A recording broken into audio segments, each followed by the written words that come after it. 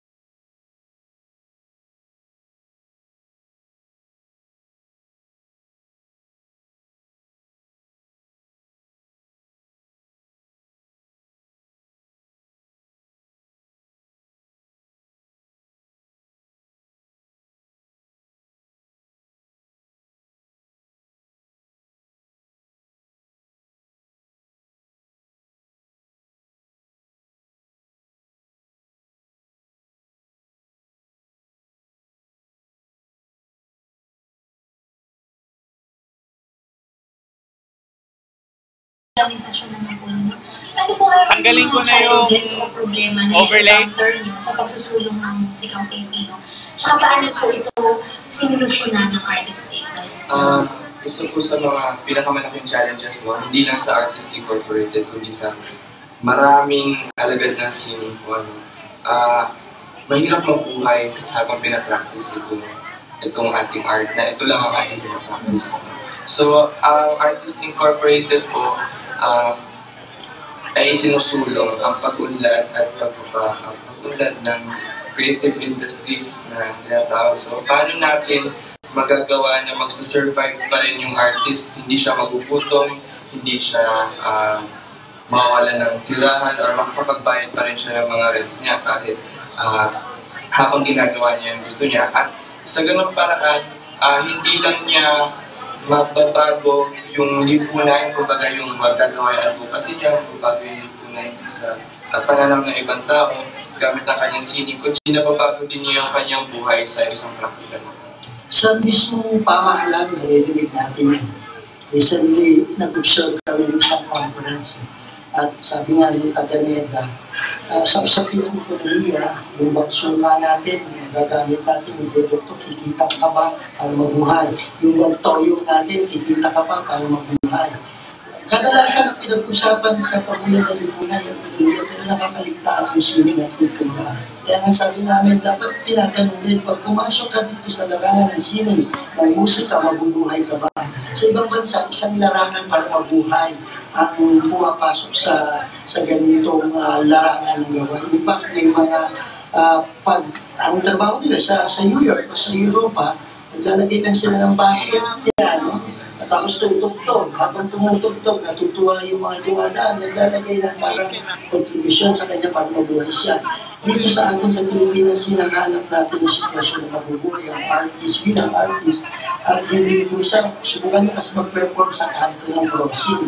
Baka pag-iisipan niya, ay, subukan ang ihirap niya, ay, namamalimos. Grabe dating na it's a discipline na kailangan paundarin na kung ang suka ay kikita bilang bahagi ng ekonomiya, ang toyo, gano'n, kasi bakya, bahagi rin ng ating itong pagkanta sa kultura. Okay. So isa nga pong challenge yan, no? Yung pag-recognize ng ating ekonomiya bilang isang legitimate na trabaho talaga ng pagpasok dito sa sining. Hindi siya biro-biro lamang o ibahan, but it's a profession siya. At saka hilig talaga siya ng mga tao na para sa sarili. Sa Manila, mukhang may ganitong tutuhin na some of the groups theater group will survive na sa pamagitan ng ganitong discipline na all throughout the week, ganun ang ginagawa nila.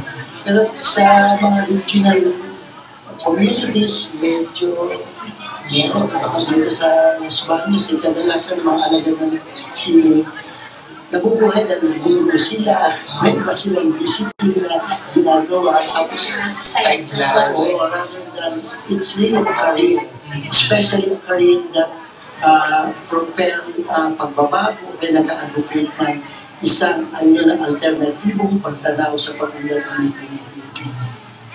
Magandang input po yan. Now, Sir Edward at saka Sir Johan, meron po ba kayong mensahe para sa ating mga manonood ngayong umaga? Ating mga project po, naasahan po namin ang tatangkilikin niyo po. Meron kami tinatawag na itong nalalapit na buwan, August 25, ang proyektong Sa aking kabataan, isa po siyang youth camp on arts, heritage, and environment. So marami po yung mga resource persons. Nagaya po tayo ng mga bata natin ang dito ang ito po yung pagkakain po usapin na isasabi sa PC. Paano daw po gagamit ang kaalaman sa sine para isulong ng advocacy sa kalikasan at paano yung kaalaman sa kalikasan magagamit para hindi pang malinang yung ating sine. At sa Setyembre sa East 6 to 9, meron po kami tinatawag na Gapasan National Festival. Ito po ay pagtatagpo ng tatlong sektor. On one hand, yung tinatawag namin IPs o Indigenous People, may mga 7 Indigenous People ang darating dito sa atin sa Los Baños.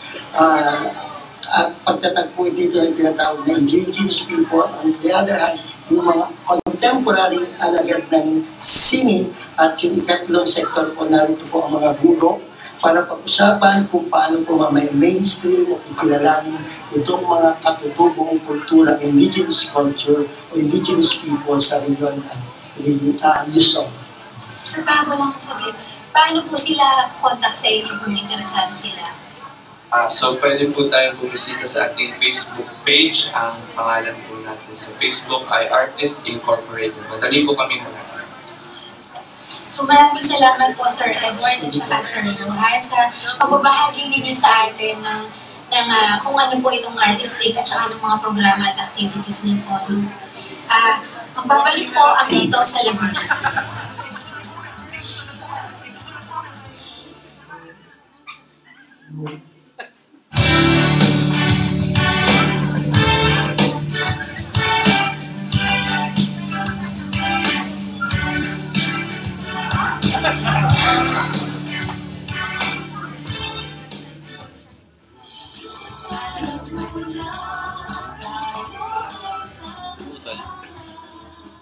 At nababalik ang dito sa Laguna. Kapag usaping musika, siguradong hindi mawawala ang mga kabataan sa usapan. Lalong-lalo na ang mga mag-aaral dito sa UP Los Baños. Kaya para sa ating ikalawang kwentuhan, ay makakasama natin ang isang organisasyon dito mismo sa UP Los Baños na talaga namang hilig ang pagtugtog at pakikinig sa musika. Oo nga, EJ. Ngayon nga umaga ay makakasama natin ang ilan sa mga miyembro ng music organization dito sa UPLB na tinatawag na UP Silacbo. Good morning at welcome sa programa. Good morning po. So, pwede bang magpakilala kayo isa-isa at saka kung ano yung position ninyo sa band? So, my name is Rafael Canillas. I'm from the College of Human Ecology.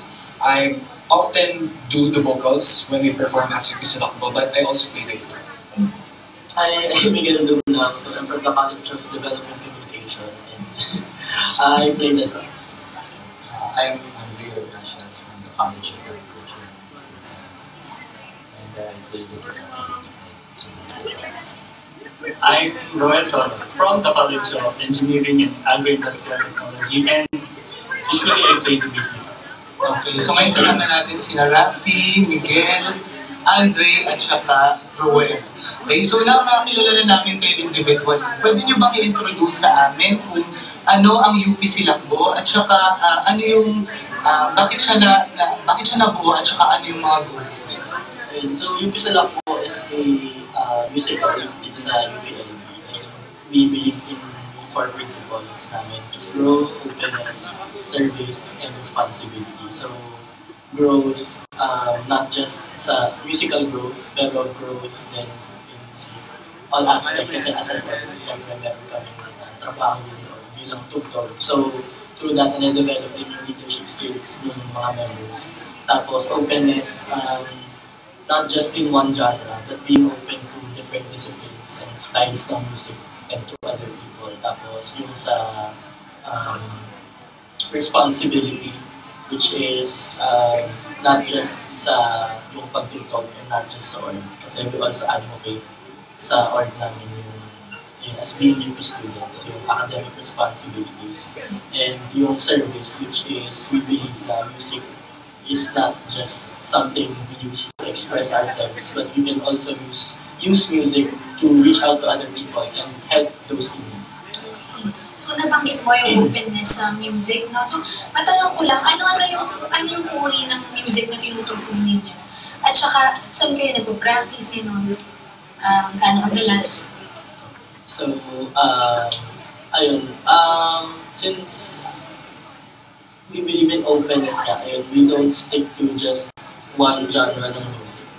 Pero, we believe din in yung support ng OPM. So, most of the songs, not all, but most of the songs we play are OPM songs. And ayun, we range from genres such as Indie. Yeah, indie or Yung mga old school, mga OPM. rock, alternative rock, or jazz, or Also, it helps that our members came from different musical backgrounds. Like, ako nagaling ako sa classical background. So, instead of we're trying to keep stereotype na kailangan OPM lang, we try to, guys, try nyo tong classic or try nyo tong jazz. So, ganun kami mag-transition o magbigay ng mga idea ng musical, preferred music sounds. Okay, so since na-sense mo na iba yung pinanggagalingan nyo na musical backgrounds, pwede nyo ba kaming introduce sa ano yung iba't ibang interests ng iba't ibang members ng UP Silacbo in terms of music? So ako naman kasi, I came from a musical background. So parang nandun pa rin yung mentality ko na dapat tama notes and everything. But actually, being with these guys, they made me become more interested with OPM. Kasi hindi talaga ako masyado naging engaged sa OPM na ano. Like, especially mga rock, mga band music. So through them, parang I try to give myself to them na parang pag when we do our practices, parang okay lang guys, on point tayo sa ganyan. And then, yung creativity nila as a band, parang kailangan nandun pa lang. So, nagbibigayan kami sa isa't isa. Sige, sila. Ano yung musical interests ninyo in relation sa all? Mostly naman kasi ako guitar background. Fingerstyle, jazz. So, mostly pag sa art kasi yung role ko pag parang mano kasi ako sa chords. So, lagi ko silang sinisip. Explain naman ako. Okay. Ako naman po, mostly alternative rock na-focus. Tapos, ayun, bilang bassist po, madalas ko pong yung genre tinutugtog ay yung mga groovy bass lines na para ng pagkainig. So, ayun po. Okay. Miguel, ikaw na yun. Alam mo lang. Siguro, indie music. Pero, ayun, gusto ko din yung mga genre tsaka mga banda na medyo groovy. Kasi since nagda-drums ako, medyo groovy and Mga CDC. mga pop-pop na banda, mga gano'n. Nakakatawa, Grace, na very diverse talaga yung pinanggagalingan nitong mga members nila. So, balikan natin yung organisasyon nyo. Ano naman yung mga major activities na ginagawa ng sila? Well, so, to mention a few of our major activities, meron po kaming silang sessions wherein nagko-cover po kami ng mga songs and that is actually, may kasama pong parang music video yun na kasabay po na tumutugtog namin, gano'n. And then we also have the silang playlist. Ito naman po ay yung mga members po namin ay nagko-cover po ng mga kanta na personally, kunwari po, ako po, mag-cover ako sa song ni Ed Sheeran, si Andre, mag-cover ng song. So, ayun po, as an individual naman po yun. And then we also have po silang podcast. Bale, parang kwentuhan at kalokohan lang po yun. Parang it's a random video lang na naka-play lang dyan yung camera. Tapos kami magkwentuhan about random stuff and everything. And maliban po doon, meron din po kami of course yung mga gigs po namin kung saan po kami ni-invite gano'n and we're always open to serve for music po. And one of our major annual activities po ay yung Areglo. Ito po ay parang, actually it is benefit gig po. No? So ayun po, parang gig po siya para sa mga nangangailangan. For example po si Mang Alexander po, yung latest Areglo po ay para sa kanya po. Si Mang Alexander yung tumutugtog sa junction. Tama ba?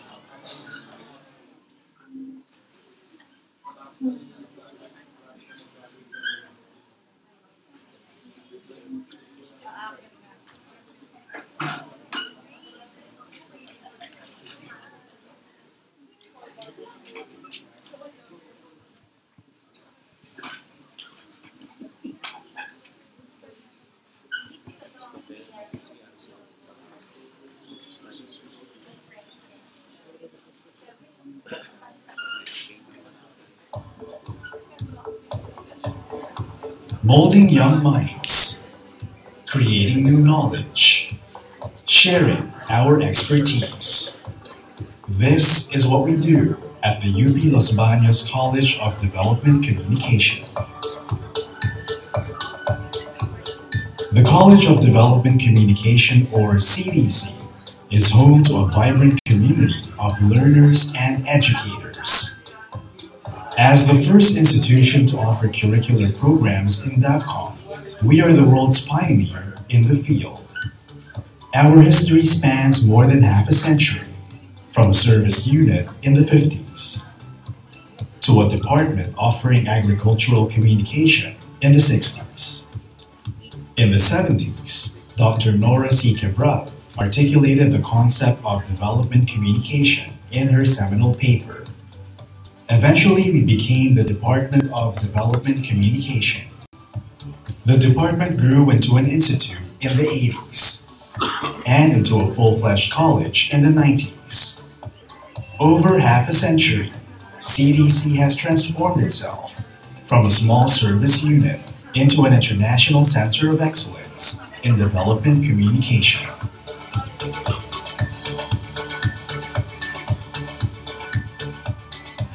CDC is the world's only academic institution that offers Bachelor of Science, Master of Science, and Doctor of Philosophy programs in Devcom. Our BS Devcom program follows a generalist curriculum.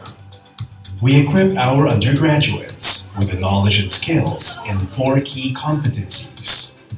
These are media-based learning systems, reportage, multimedia design, production and management and communication of technical information. On the other hand, our MS and PhD programs provide graduate students a more solid grounding on Devcom theory and practice. Through these curricular offerings, we train our students to apply communication theories, principles, and techniques, enabling them to become Devcom champions of planned social change.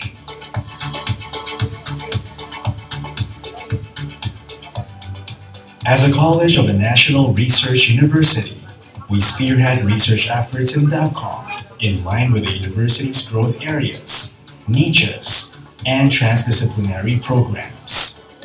Our research and extension agenda focuses on current issues that matter. We communicate the knowledge we have generated through publications, foremost of which is the Philippine Journal of Development Communication. As a testament to the college's quality of research, our staff and students regularly present their papers in various national and international conferences.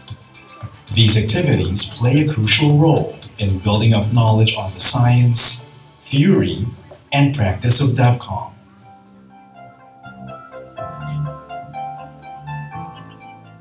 CDC balances scholarly work and practice by extending its expertise through partnerships with various stakeholders.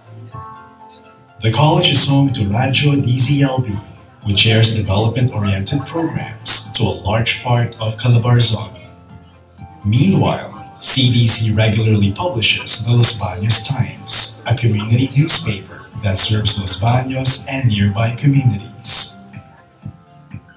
We have also ventured into TV production with Dito sa Laguna, a discussion program aired on the community cable Vision Corporation.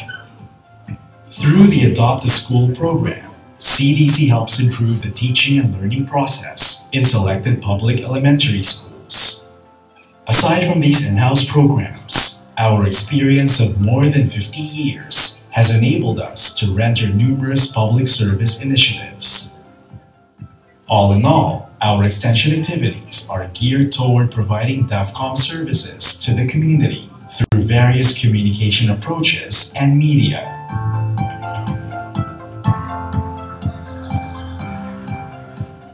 The college continues to upgrade its facilities to provide students with the intensive training on the interface of various communication media. More notably, we have upgraded some of our classrooms into multimedia laboratories. Through these facilities, our students are able to build a competent portfolio of Devcom outputs, which they prepare in coordination with partner agencies and communities. Meanwhile, our student organizations hold relevant Devcom-oriented activities for the college, university, and select communities.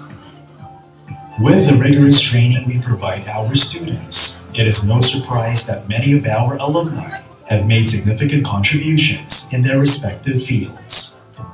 As a matter of fact, the Commission on Higher Education has recognized us 3 times as a Center of Excellence for our distinctive efforts in Devcom instruction, research, and extension.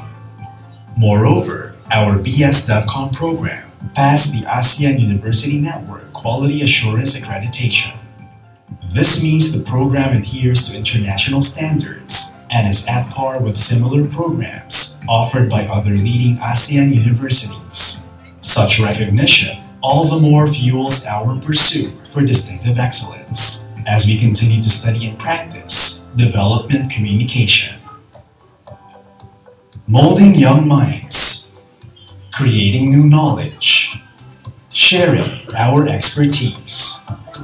Welcome to the College of Development Communication.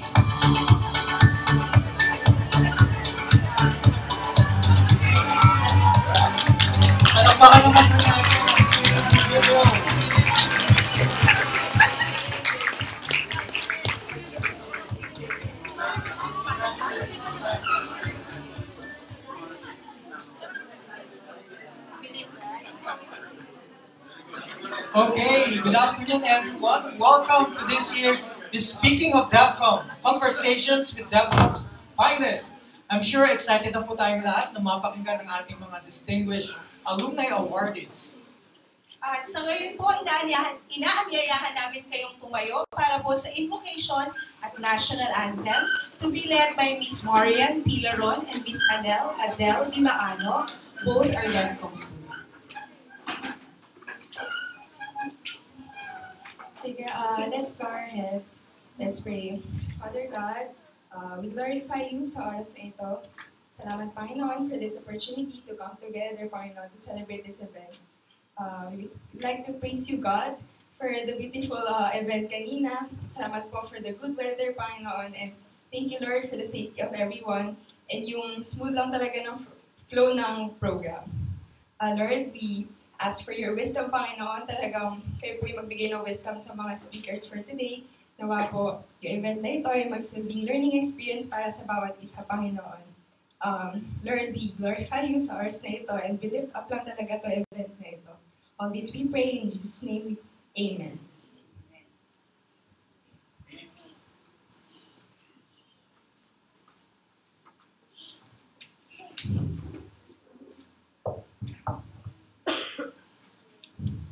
Bayang magiliw, perlas ng silanganan, alab ng puso, sa dibdib mo'y buhay.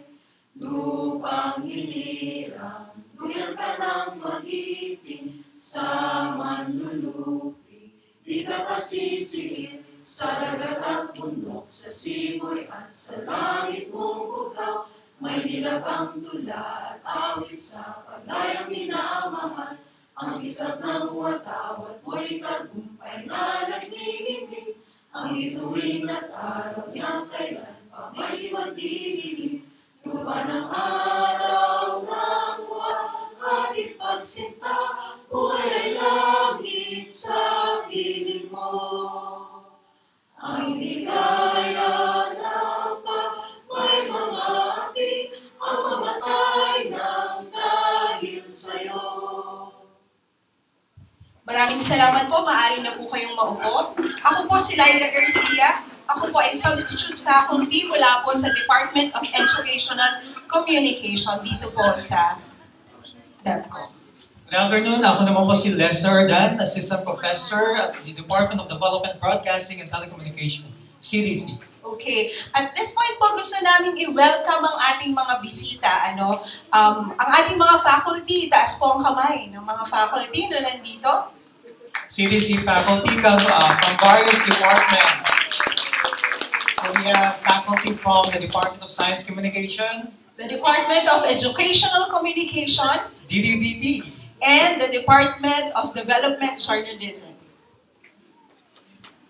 Okay, and also, Ms. Laila, this afternoon, we would also like to welcome, of course, our awardees. Pwede po bang tumayo ang ating mga awardees? Yes, palakpakan po natin ang ating mga awardees. So mamaya, mas makikilala po natin sila ng kalubusan. isa po silang magsasabi sa atin kung ano yung mga experience nila sa field. Siguro maganda rin i-recognize natin ang kanilang mga family members who are with us this afternoon. Pwede po bang tumayo ang mga membro ng pamilya ng ating mga awardees? Yes. Welcome po sa College of Development Communication. Maraming salamat po. At nais din po namin i-welcome ang mga nagbabalik na nakasama natin dito. Sila ang dati naming mga professor ni Lester dati. So, gusto nila. Okay, sige dati. Okay? Unahin po namin yung natin, yung ating, siya yung inabutan kong director. Pareho tayo. Oo, nung nasa under pa lang ng College of Agriculture ang Devcom. Palakpakan po natin si Dr. Rex Navarro. Former Director of the Institute of Development Communication. Also joining us this afternoon is the former College Secretary of CDC, Professor Lolit Vega. At ang lagi pa rin natin nakakasama ngayon, si Ma'am Madeline Suba. Yes, kasama pa rin kayo, Ma'am. Kasama pa rin kayo. Nag-retired lang si Ma'am last year. Pero kasama pa rin sa gusto nating i-recognize as one ng mga naging mentor din ng mga kasama nating mga awardees dito. At nandito din si Tita Ivy Domingo. Yes, good afternoon po and welcome back to CDC. Yes. And then Ms. Laila, of course, our Devcom students. Yes, pwede po ba palakpakan tumayo natin. ang mga estudyante ng CDC? Ayaw nilang tumayo. So may mga students tayo from various programs, BS, MS, and PhD. Okay. Okay, pinapaalala lang po natin na tayo ngayon ay naka-live streaming sa Facebook, sa www.facebook.com/devcom. And also, we're live tweeting on www.twitter.com devcom And you can also live tweet and post photos with the hashtag CDCAA 2017. Okay, and for those who will be leaving ahead of time, we advise you to leave via the lecture room 2 door. Okay. Okay, and to formally welcome us this afternoon, we would like to call on the Dean of the College of Development Communication. Friends, let's welcome Dr. Maria Teresa Velasco for the opening remarks. Good afternoon, everyone. And a warm welcome to the College of Development Communication. Magbibihave po ako kasi naka-live stream pala tayo. First things first, congratulations. Our 5 distinguished alumni who have made a mark in their respective fields through the practice of development communication. Palakpakan naman po natin sila. I will not take the limelight out of those who will give their credentials, so I will not mention their names anymore. But I'd also like to mention again the presence of our 3 pillars of development communication. Isa po sa mga pillar na yan, tigi-tigi sa silang poste, kanila po yan. Dahil ganun po kalaki ang na-contribute nila sa development communication. Dr. Rex Navarro, Professor Lolit Vega, and Dr. Madeline Suba. At kalahating poste po kay Miss Ivy Domingo kasi hindi po siya malimit na nakasama natin. Islaw palitaw, lulubog, lilitaw po yan. If there's one thing that I can say I am very proud of in my 6 years or almost 6 years of deanship is starting and establishing this Speaking of Devcom Conversations with Devcom's Finest. Sinimulan po namin ito noong 2012. At hindi ko na po mabilang pero marami na po yung ating na-awardan. Sila po ay sinasala ng ating Alumni Association, ng faculty, at kasama po ang mga estudyante rin sa pagpili kung sino ang ating a-awardan ng Distinguished Alumni. Meaning that they are the best of the best every year. As you have seen, their pictures will be in our AVP in the next 12 months. So every time we show our AVP, their names and their faces will be seen by many. I would also like to take this opportunity to mention that after the heat of this morning, teka, nanalo ba tayo? Hindi. Wala man lang. O sige, okay lang. Masaya naman tayo. Sige po, kasi umalis po kami maaga kanina because we had to prepare for this. I would like to thank the members of the various committees who contributed to the success of the different events that were held during this Loyalty Day celebration. 99 Loyalty Day celebration. So next year, it will be very, very significant, historical, because it will be the centennial of the Loyalty Day celebrations. Sayang na ano pa kayo ng isa. Nauna pa kayo ng isa. Unang-una po ang ating presidente ng CDC Alumni Association, si Mr. Sherwin Felicitario. Siya po ang nagpo-coordinate. Ang ating Alumni Relations Officer, si Mr. Lester Roland. Ang iba-iba pong mga miyembro ng staff na tumulong sa paggawa ng ating float. Kahit hindi nanalo, bakit maganda naman yung float natin?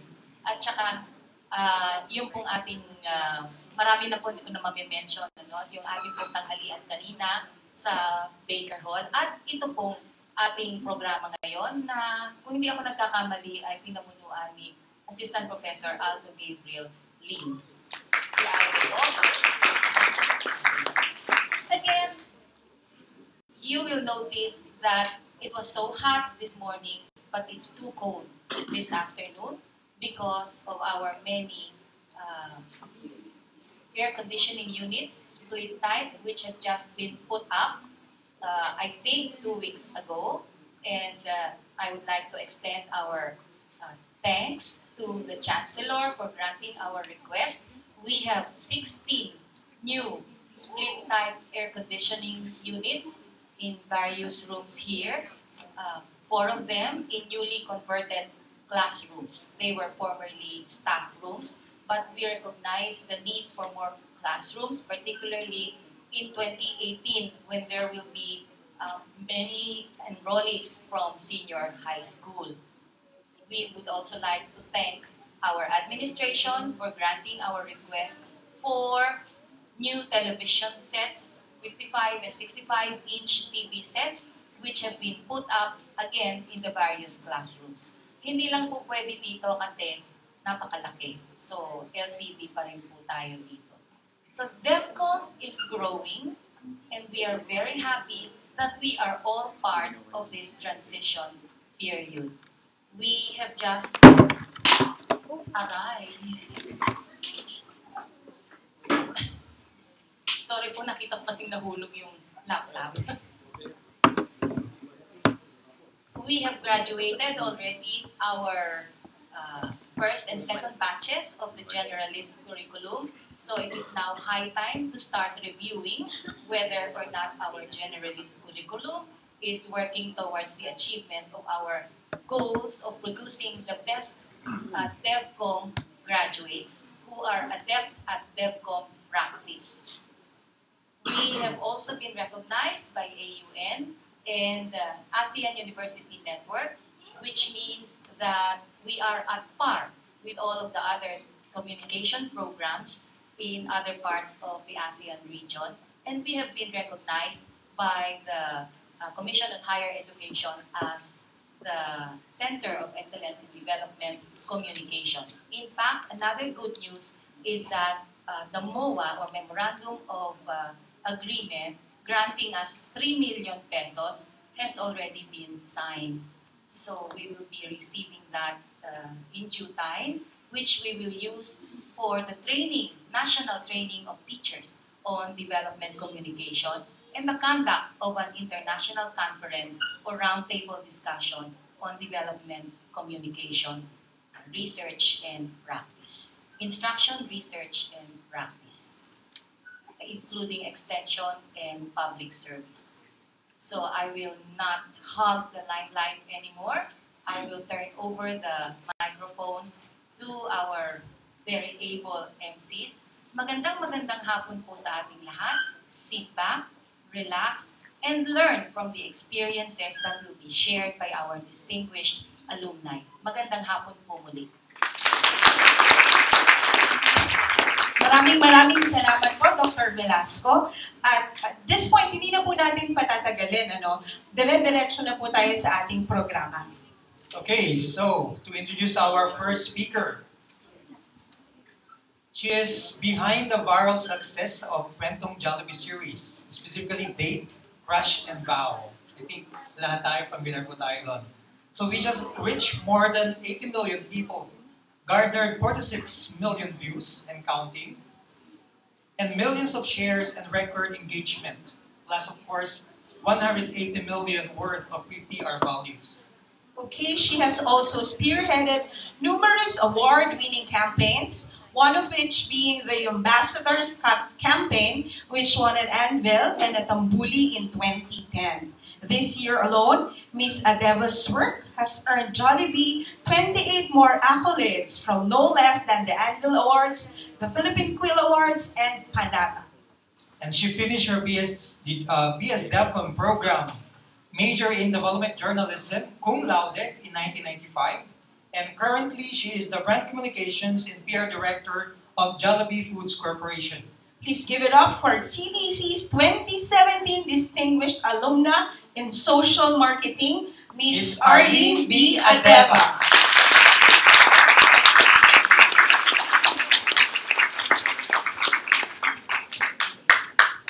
So, jolly afternoon everyone. Hirap ng alphabetical. I was saying siya, hanggang after school pala alphabetical pa rin. Anyway, nga, 80 pa. Dapat si Colonel Conti na lang siya na. Okay, Dean Tere Velasco and the rest of the faculty and staff of College of Development Communication, my former professors. Nakakilig to see them after all these years. Si Dr. Velasco, of course, si Sir Rex, si Ma'am Lolit, and my thesis advisor, si Dr. Madeline Supa. My fellow awardees, alumni and students, guests, I have with here my mom and my aunts and my cousin from QC. Dahil pala, Ayun. So thank you very much. So we didn't get to have a chance to have an Oscar speech yesterday because of the many awardees. So allow me to start my talk by saying a few words of thanks to everyone for this recognition, even if it will eat up my 10 minutes time. So, first of all, thank you once again to the College and Alumni Association for this unexpected recognition. To be considered for a nomination for the Distinguished Alumni Award is an honor in itself. So, to be conferred with this award, alongside these great and distinguished individuals, PhD pa, tapos professor, colonel, ako assistant lang ng Jollibee mascot. Ayun, so parang it's a very big honor for me kasi parang it's an affirmation that it's a very different feeling when your alma mater recognizes the work you do. Kasi parang yun, it's very humbling kasi I've been here in Los Baños practically all my life. And I just left when I work. Kasi ganito po yung mga laking LB. Ang dream lang po, magtrabaho sa Maynila. So, basta pagka-graduate ko, wala naman nila. So, that's what I got. So, we were asked to give a talk on how development communication degree in our respective field of work. So, this is a topic close to my heart because I believe that part of who and what I am today, I owe it to the solid academic background I got from Devcom. In fact, when I filled up the UPCAT form before, I was dead set on pursuing JORN as a major, so it has to be Devcom. Ako na maglagay ng mga second choice eh. Parang ano ba, Devcom lang. So it's really just Devcom for me.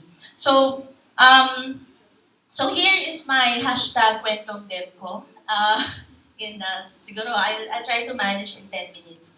So as mentioned, a trip back to Los Baños always evokes memories because I was schooled here from nursery to college. So when you're in LB, parang your whole academic life is just set before you. So you have to go to, hindi ko alam kung you still remember, there's this St. Therese School, beside the church. So I went to nursery there. And then of course, Makiling School, and then rural high, and then college. So, but looking back, I never regretted the fact that I chose DevCom because as I remember, most of the memorable and really fun memories that I had really happened in and outside the halls of this college. So, one such memory happened in summer of 1995. We were preparing for the graduation. I was the blockhead of Block 7. And then one of my last Block 7 pa. Ano pa ngayon? 7? Iba lang. Okay, I was the Block 7 head. And one of my last projects as Block 7, I gathered my team. So I thought, we should have a badge shirt. Diba? Ang cerebral badge shirt. Sabi ko. So when we do the final graduation rehearsal, we should all wear the same shirt. So we discussed what was the design, and then finally we came up with the design which carried our names, personalized dapat, and then the copy goes, BSDC Class 95, Jack of all trades, Master of all. So parang, yabang. So parang sabi namin, we agreed that we should all wear that during the graduation rehearsal. So, actually, it may just be a phrase that we just coined back then, but actually, it rings true.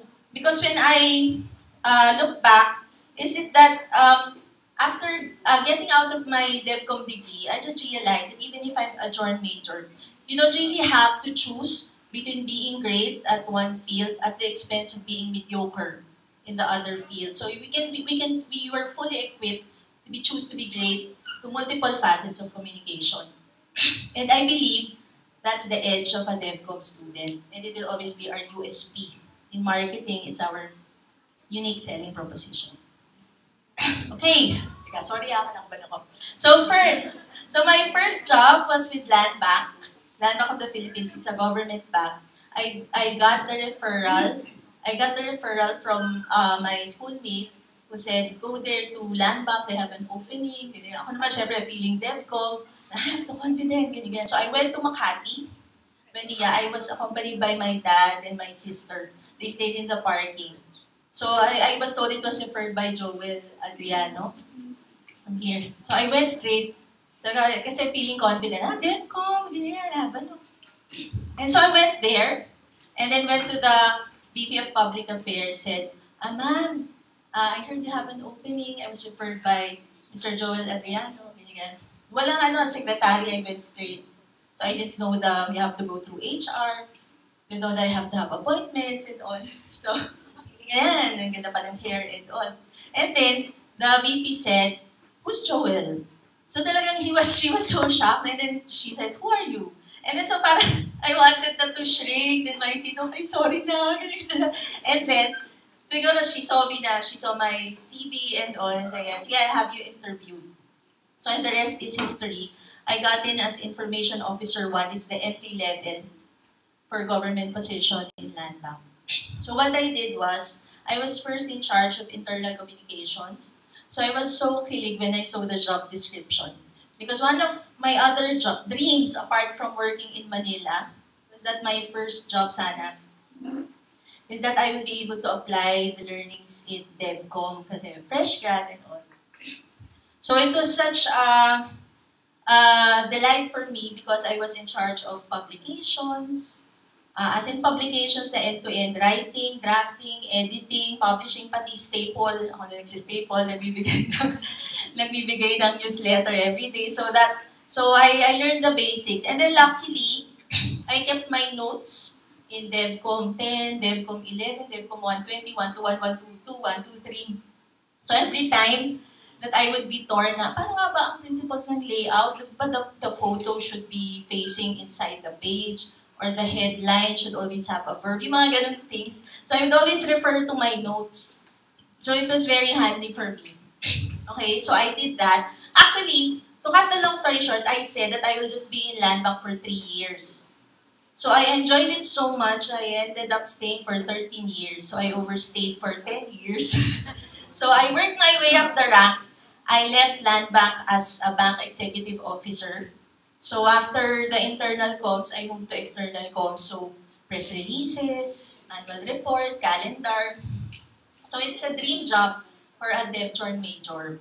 Okay, so that was 13 years. And then I got the 10-year, 11-year, 12-year, 13-year each. And then the Jollibee opening came.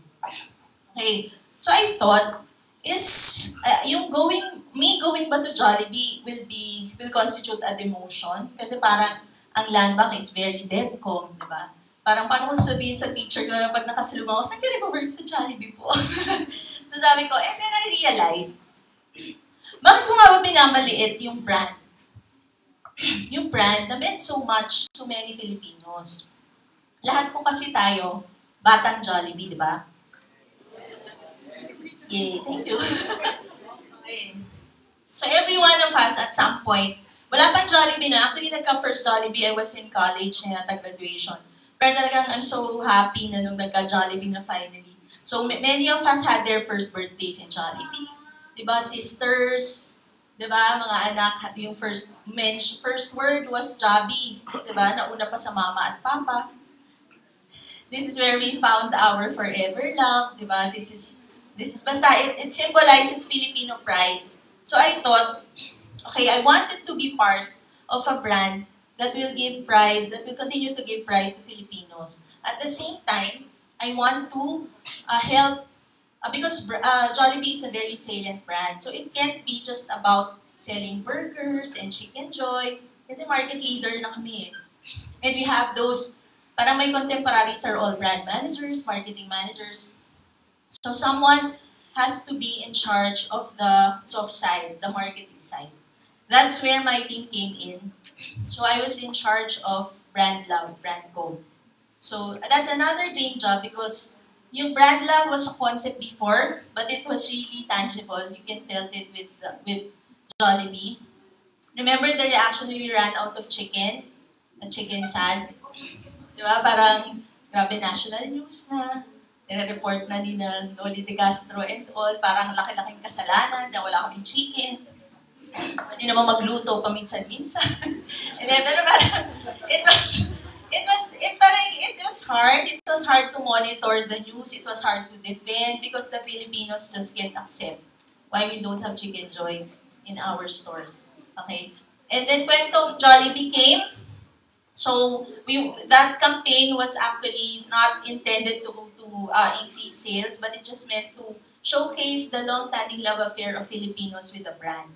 Okay, so we were very overwhelmed with the reaction because it was launched during the time na social media was full of negativity, fake news, di ba? Di ba, yung other side of the, sino yung for the president, sino yung for not. And then one morning, everyone was just talking about love, di ba? Everyone was just talking about friend zone, di ba? Yum, cheesy notes on a yum burger, di ba? So we sort of made an impact because we bonded the nation, and then we gave them something to feel proud about and happy naman, di ba? Apart from all the negativity. So I feel that's part of that's part and parcel of what I'm really proud of now as a back and as a PR director of Jollibee. And then apart from that, we also uphold family values. So in all our commercials, kahit minsan hard set, you can see the identity of the brand there. We are for the families. We promote family values. We promote upholding Filipino culture and tradition. Okay, so and then we also, syempre, raise namin yung bandera ng Pilipinas kasi right now we have 1,300 stores across the Philippines. We will open in Japan, Italy, UK, Australia. Nag-volunteer na ako. Ma-assign. Okay, so, but it's something that we should all be proud of kasi every one of us, di ba, kahit feeling mo parang it's too much, di ba, fast food and all, parang there's something in Jollibee that will make you proud to be a Filipino. So, for me as a practitioner, it has a nice feeling that you help build a brand that will help build the nation. Kasi it shows the Filipino businesses can actually thrive in a business environment that's very competitive as a QSR industry. So I'd like to end with 3 takeaway points for our students. As you my students here, dami. Okay, so first, Being a multifaceted communicator is a real asset in any industry. So you'll bring substantial value to your organization. So cultivate the skills, whatever skills that you have and will acquire in DevCom, and be open to learning new things. When I graduated, I didn't have any idea about digital marketing. Kasi noon naman, wala pang Friendster pala kami ni Sergio. So right now, parang I have to learn. I have to continuously learn. Next is be patient. Be patient. Even if you graduate in a very reputable institution such as DevCom, you have to learn your way up. Okay, be patient. Do not feel entitled. Kahit may mga laude-laude pa tayo dyan or ano. Parang learn, di ba? Parang learn your way, di ba? Kasi parang you will realize na, ay, oo nga. Kaya pala ako nag-MBA, short story lang, sorry. Because I was writing a press release then for land bank. And then I didn't know where to start bank. It was very technical. And then the press release. And then I got feedback that the president of the bank said that, hindi naman niya tinanong kung sino nagsulat. Sabi lang niya, grabe itong press release na to, kaya itong sulatin ng EA ko. Diba? Parang ouch na parang, ano ba to? Gusto ko mag-resign. So after that, I said, even if I know all the grammars, the principles of clear and effective writing from Tere and whoever, if you don't know your subject matter, wala, you cannot charm your way in. So, yeah, that's why I took my MBA, because if I am serious on parang bring myself up the corporate ladder, I have to equip myself. Next is bloom where you are planted. Okay? So don't feel na, yung iba, nakaka-learn ng gano'n, ayoko na ng ganito. Pala, layout na lang ako ng layout. I worked on the internal newsletter for 10 years, and then I kept on innovating and also, so it's very fulfilling. Okay? And lastly, have passion and a sense of purpose in everything you do. So you should be guided by mission. So di ba we have a commercial noon na parang when you do something, what is the intent of that? Who do you wake up for? So in everything you do, you should have a clear sense of purpose. And then siguro take pride in the fact that yung learnings na nakuha mo can actually reach out or can benefit others around you. So with that, again, thank you very much, and I wish you all a joyful and fulfilling journey. Maraming salamat po, Arlene. So, ano bang take-away natin mula sa sinabi ni Ma'am Arlene sa atin? Sige, si Miss Lilo muna. Bigla binalik yung tanong. Okay, so, nung dumating kasi ako dito sa LB, may Jollibee na eh. So, age may Jollibee na, ma'am. May Jollibee na talaga, promise. Pinilit eh. Kailangan i-convince ko si Ma'am Tere na may Jollibee na nun sa crossing. Pero wala pa nun dito sa may labas. Kasi bago lang yun. Okay, so maganda siguro yung narinig natin na we should be patient. Kasi talagang ganon, hindi naman pwede sa simula, din ka agad. O ikaw agad yung boss. Magsisimula ka muna dun sa mabababang, yung pinaka-basic na ginagawa sa simula ng iyong trabaho. Hindi naman pwedeng ikaw agad yung nag-uutos dun sa mga staff mo or nagsasabi ng mga dapat gawin or directions. So, meron talagang hierarchy na pinagdadaanan siya. Especially, Ms. Laila, no, na-experience ko rin based on my interaction with other UP alumni. Kasi pag lumabas tayo, parang medyo may yabang ng konti, di ba? Parang taga-UP ako, taga-UP kami. Pero yeah, I think that's also very important. Be patient. So kahit ano yung may experience natin, parang sige lang, go lang. Right? Sige lang. At tama nga yun, no? Kung ano-ano talaga yung madadaanan natin eh, pero caring-carry yan. Mas maganda pag nagbunga yung mga pinagdaanan nating hirap. So, let's proceed to our next speaker. Pero before that, we would like to remind our audience, especially our students, if you have questions, so pwedeng i-reserve nyo po muna, kuha kayo ng papel, and then later, during our open forum, meron po kayong opportunity to raise your questions to our speakers. Yes, and don't forget to use the hashtags use na tuloy. Use the hashtags pag nag-tweet kayo or nag-post sa Facebook. Okay, so our next speaker is Colonel Edgar A. Arevalo. He has been the Armed Forces of the Philippines mouthpiece 6 times, spread across different levels of command in his military career.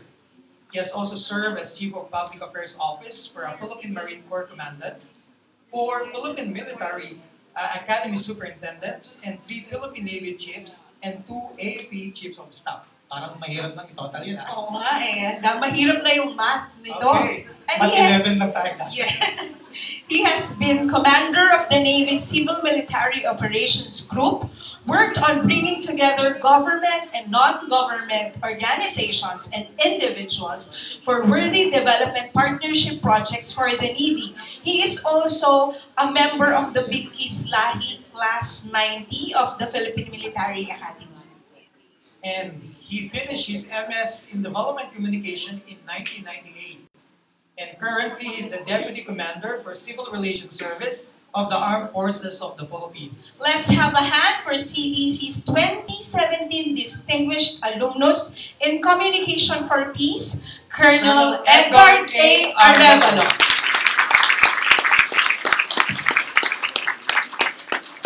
Thank you very much. Magandang hapon po sa ating lahat. Parang dahan-dahan ako lumulubog sa upuan ko habang binabasa yung credential ko. Parang baka hindi ko ma-make up yung magandang introduction sa sasabihin ko ngayong hapon. But before I say my piece, batiin ko muna yung aking may bahay nandito ngayon. Si Beng. Yan. Ang aking buting may bahay, si Engineer Beng Arevalo. Very supportive sa akin. Absent sa 2 araw kasi sinamahan niya ako dito. And of course, the members of my team. Andito sila, nandiyan sa gilid-gilid, ayaw magpakita. At si Donald, yan pong photographer natin sa harap. At may idadagdag pa ako. Unahin ko na yung inspiration. May idadagdag po ako, sa inyo ko palang ito sasabihin. I have just received my appointment from the President to be the Assistant to the Deputy Chief of Staff for Civil Military Operations, J7 of the entire AFP, which calls for a rank of a Brigadier General.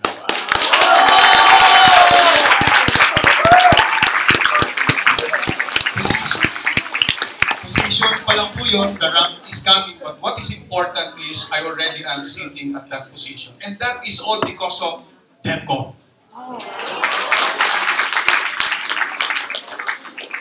Alam po ninyo, I have always wanted to lead men in the battlefield. But not just men, but Marines. Kaya po nung mag-graduate ako sa PMA noong 1990, I volunteered to join the Philippine Marine Corps. Because knowing the realities and the harsh realities of my profession, I said, into morbid, I'd rather die clutching my rifle with my load-bearing equipment and uniform intact beside fellow Marines. But God has different plan para sa akin. While I was performing my job as my field duty in Basilan, combating the Abu Sayyaf. Hindi pa kilala ang Abu Sayyaf noon as dreaded as Abu Sayyaf now. Kalaban na po namin yan 1991. Kami actually yung unang operation na nakabangga ng Abu Sayyaf. Nung kinidnap nila yung maglolo, si Louis Anthony Biel, yung lolo, at saka yung anak, yung D4, yung apo niya. Yun po yung 1991. I was relieved of my command of 6th Marine Company, Marine Battalion Landing Team 6, to be the first spokesperson of the Philippine Marine Corps. So yun po ako isa, spokesman. Ang kumuha sa akin kaklase ko na naniwala sa akin, nung kadete po kasi kami, may mga debate kami. Nag-team captain po ako noon, so sabi niya, pwedeng spokesman to eh. So kinuha akong spokesman. And after that, 3 buwan pa lang po ako in my position, I was already recommended by my chief of office to go to graduate school. Sabi ko, galit yata sa akin to. Imagine 3 buwan pa lang. Normally po, schooling, binibigay sa amin when we're about to go have a graceful exit. Pero 3 buwan pa lang, pinag-i-enroll niya na ako sa graduate school. Sabi ko, hindi yata ako gusto nito. And he wanted me to enroll in Devcom. Devcom. Unlike si Ma'am Ay, hindi ko alam yung Devcom. Hindi ko alam yung Devcom at that time. So nag-enroll ako, And my graduation from Development Communication in 1998 is not the turning point in my career yet at the time. Ngayon po, nandito ko sa harap ninyo, ang tanong, ano po bang ginagawa ng isang sundalo na ang competency in warfighting to talk about peace? How is somebody whose competency is to fight and win wars with the application of military force got to do with talking about peace? Meron po ba akong K? I answered, yes. Because there are circumstances where we have to use force to attain a desired end. Especially so if to regain peace or to maintain peace, we would require the use of force. To attain peace or to retain it, then we have to use force, military force to be precise. But in my context, I say that we can also defeat the enemy by non-kinetic or non-lethal means. May mga paraan tayo pang talunin ng kalaban, hindi natin kailangan gumamit ng bala ng baril. This is by subduing the enemy's will to fight.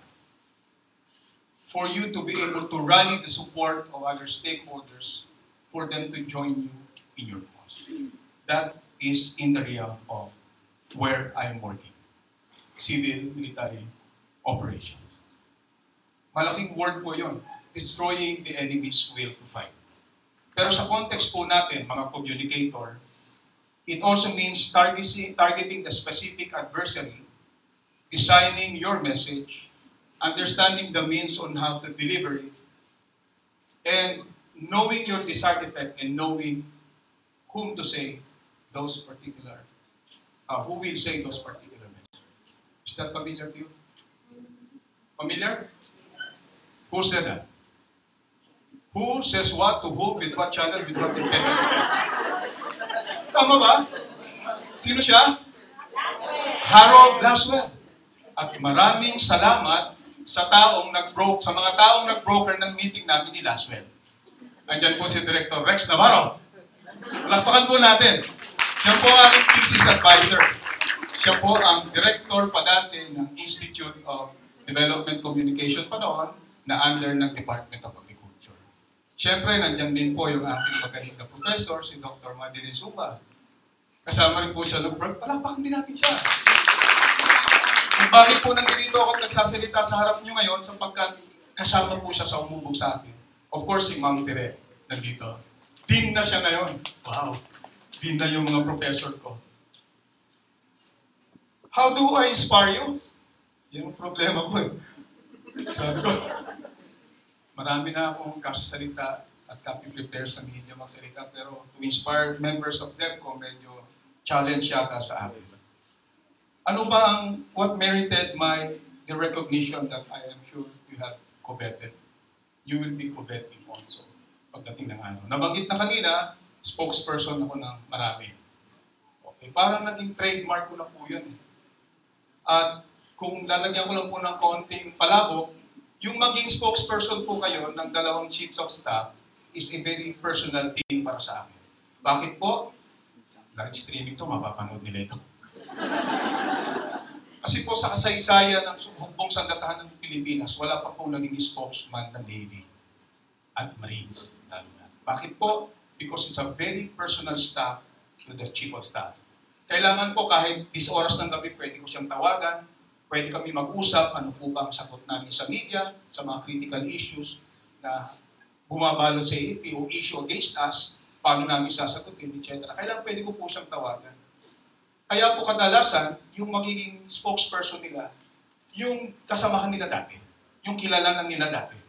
But in my case, ang una po kumuha sa akin na dating Chief of Staff, si General Ricardo Bisaya, Army officer, Army General. Hindi ko po siya kilala. In the sense na closeness, I know him by name. At sigurado po ako lalong hindi niya ako kilala. But somebody probably referred me to him. Kinuha po niya ako. At nakagawa naman po siguro ako ng maayos dahil yung pumalit po, kasalukuyan ngayon na magre-retire this October, si General Eduardo Anyo, ang ating Chief of Staff. Hindi naman niya po ako pinalitan. Niretain niya po ako na Chief ng Public Affairs Office niya. So, ibig pong sabihin, sa kauna-unahang pagkakataon, sa dalawang pagkakataon, nagkaroon ng Chief ng Public Affairs ang AFP na hindi ka pareho ng branch of service ng people. That is all because of the performance, probably, that I was able to manifest. Salamat sa Devcom. Kung gusto ko pong padaanan ng konti yung trabaho na ginagawa ko. Ang AFP po ay 3 ang pillars ng operation. We have combat operations, intelligence operations, at saka civil military operations. Babanggitin ko na po ito, i-declassify ko ng konti. While my comrades fight the enemies at the forefront sa combat operations, I do civil military operations. Yung isa naman pong pillar is intelligence operations. So yung po yung triad. May triad po sa AFP, pero hindi po kapareho ng Hong Kong triad. Ma-miscode tayo. Yung triad po na meron sa AFP is the combat operations, intelligence operations, and civil military operations.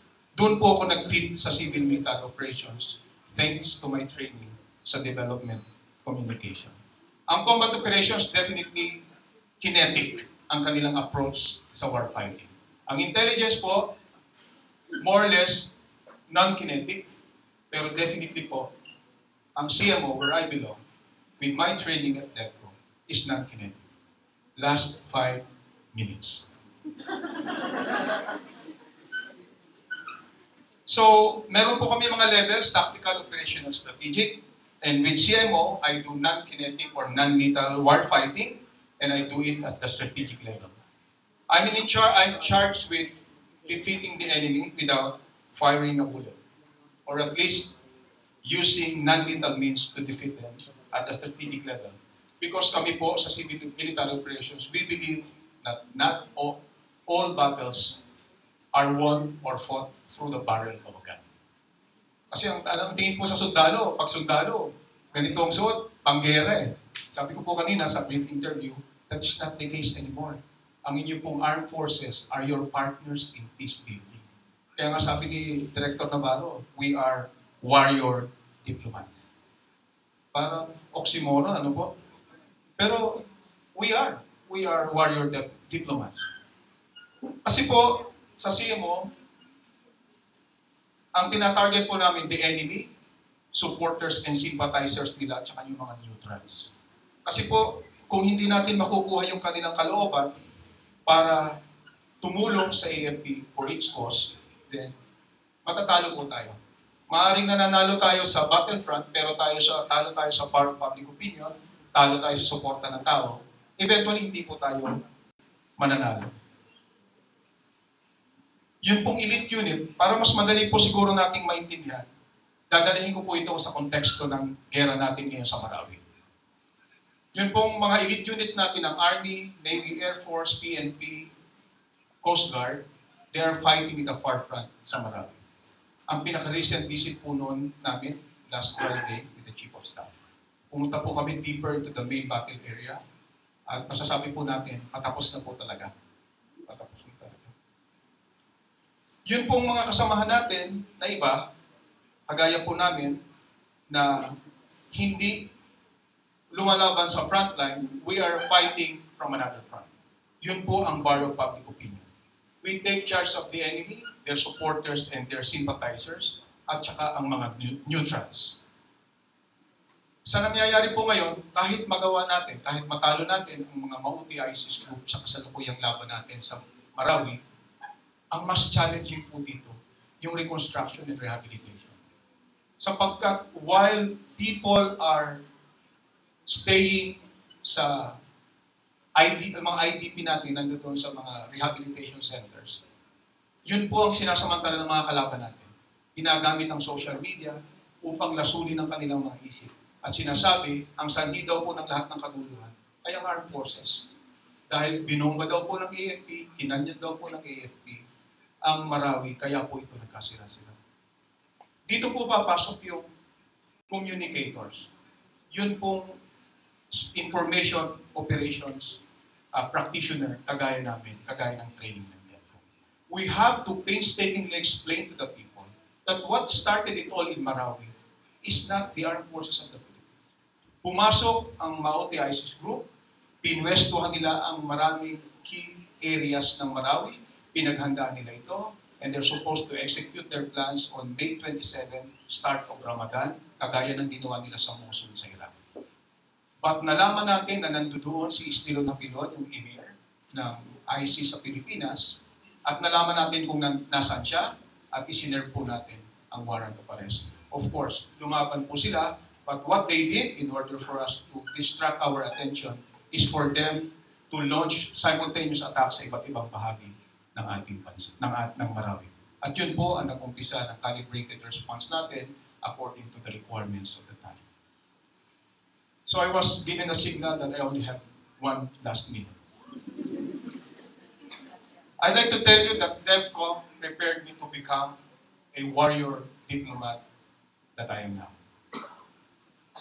I am charged of integrating the whole nation towards attaining peace, security, and development. I said integrating the efforts of the whole of the nation, sapagkat ang laban po natin for security, for peace, and development is not the sole responsibility or issue of the armed forces of the Philippines. Tayo po lahat dito. Kasali po tayo lahat dito. Unless students of Devcom like me, trained by Devcom like me, will be able to tell the people that we are all on board the same vessel, the same boat. At kailangan natin magtulong-tulong na sumagwan tungo sa isang direksyon for peace and development for the nation, then hindi po natin ma-attain peace. So I'd like to offer back this honor and distinction sa College of Development Communication sa inyong lahat. Maraming pong salamat sapagkat inihanda po ko ninyo sa isang trabaho at profesyon na kagaya nito. Gusto ko rin pasalamatan ang aking team, Civil Relations Service, team ng Public Affairs Office, AFP, sa aking pamilya, kasama ang aking may bahay, sa lahat ng mga tropa natin na lumalaban ngayon sa Marawi, na nagbuwis ng buhay at kasalukuyang nagbubuwis ng buhay upang hindi na kumalat ang ugat at bini ng terorismo sa ating bayan. Naalay po natin ito sa kanila at sa dakilang lumikha for all the inspiration. Maraming salamat.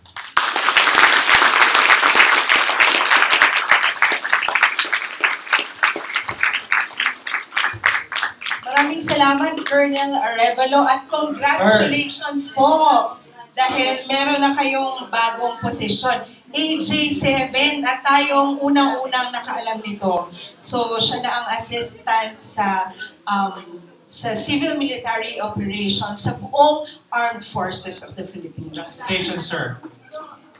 Blow out daw kayo, sir, ng Jollibee. So we are reminding all those who are tweeting and all those who are in Facebook na ang hashtag po natin ay hashtag CDCAA 2017. Okay, Miss Lai, tuloy na tayo sa ating third speaker. Yes, ito yung inabutan ko pa dito sa Devcom. Naabutan ko rin siya. Kababayan mo, right? Yes, kababayan ko mula sa San Pablo City. Okay, so Dr. Carl was part of the communications team that contributed to the successful communication and advocacy on the control and eradication of foot and mouth disease in the Philippines. He has also assisted several ASEAN countries on a host of concerns regarding animal disease and outbreaks. He pioneered stakeholder engagement and risk communication, introducing the animal health communication approach. He graduated, of course, with BS Devcom, major in PsyCom in 1997. And if I'm not mistaken, his wife is also a Devcom grad. Pero dito rin sa UPLP. Dito sila nagkakilala at nagmahalan. Okay, forever. Currently, he is the Regional Advocacy and Development Communication Coordinator of the UN Food and Agriculture Organization Regional Office for Asia and the Pacific, that is, which is based in Thailand. Yes, please put your hands together for CDC's 2017 Distinguished Alumnus in Risk Communication and Advocacy, Dr. Domingo D.C. Caro III.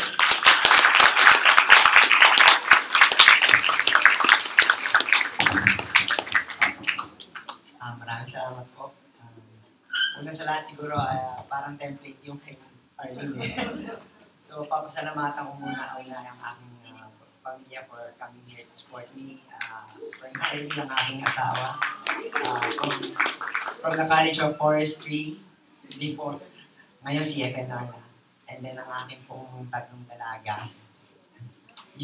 Si Nick, si Nira, si Nel. Ang aking pong asawa si Loredel. And then, salamat din po sa aking magulang, si Domingo Caro Jr. And then si Pamilina Caro. Si Mami po ang malimit na pupunta rito, magbabayad ng utang dito.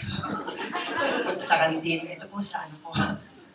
Minsan magbebenta pa ng TV para lang maitawid lang ng vision class. Pero bracket 7 po ako sa SECAP.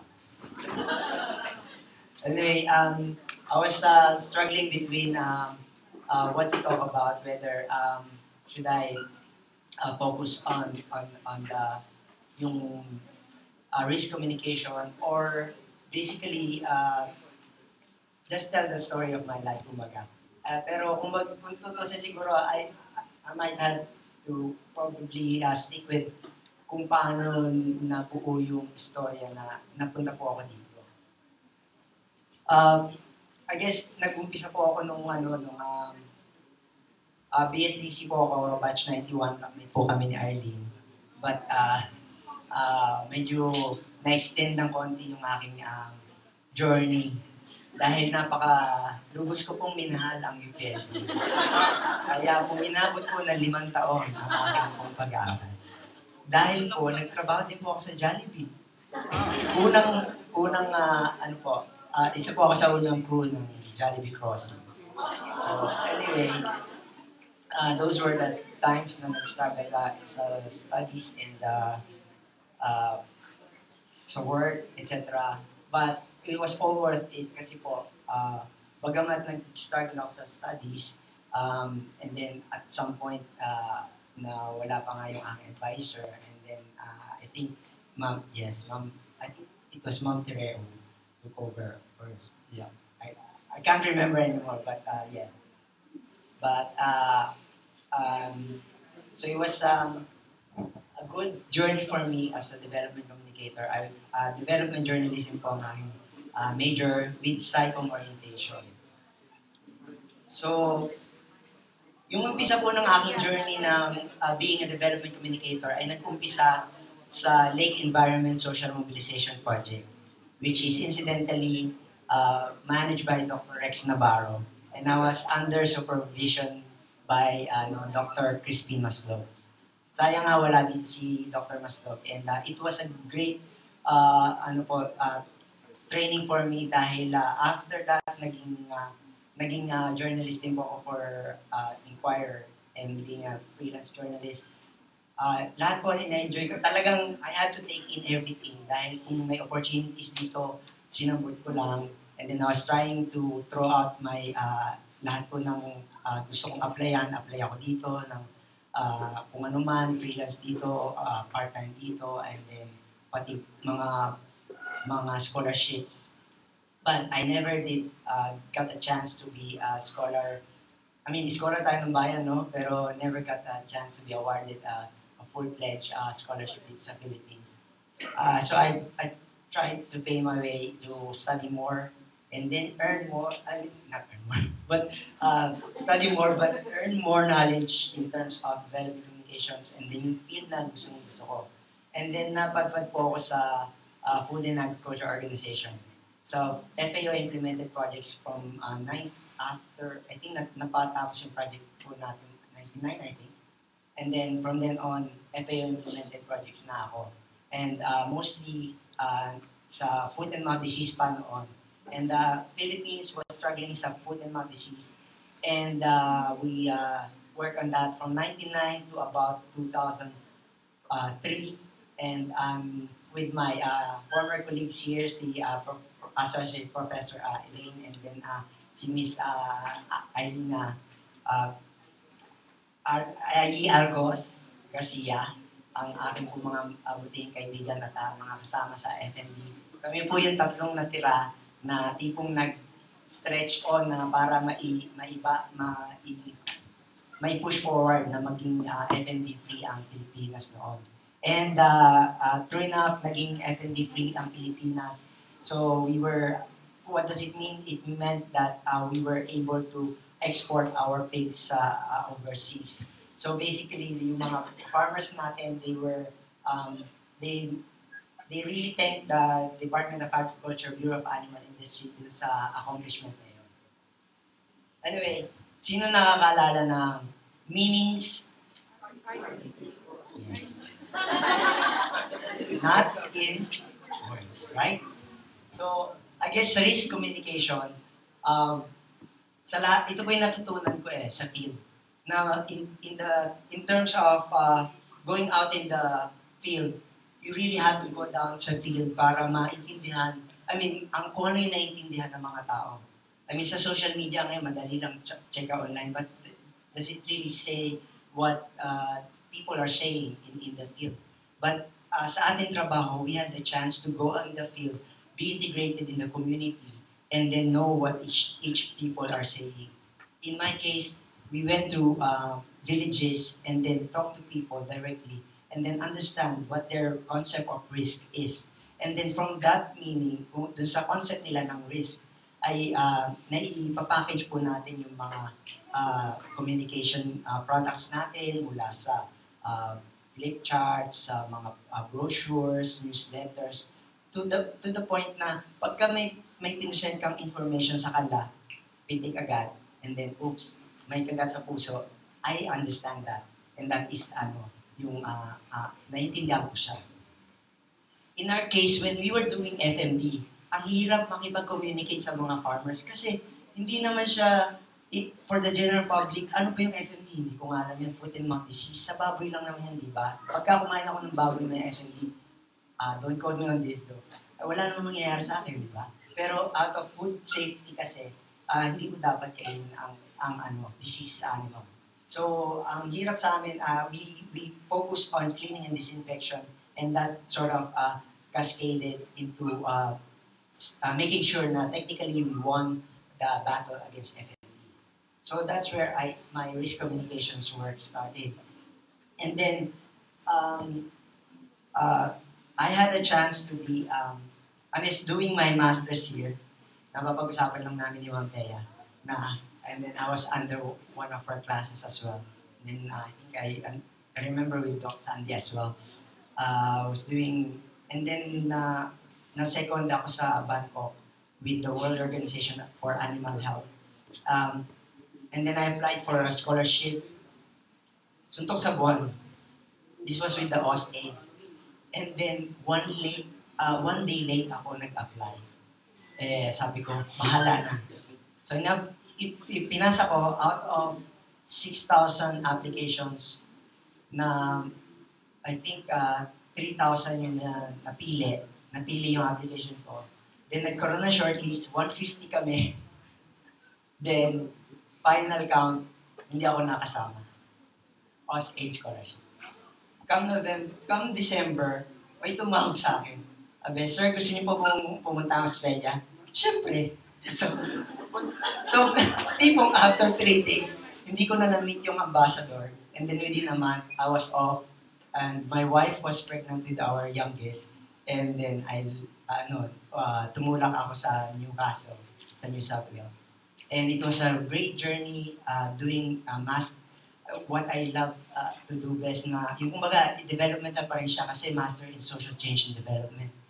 And then I had the greatest kumbaga mga instructors sa public health and then sa program evaluation. And it was so good.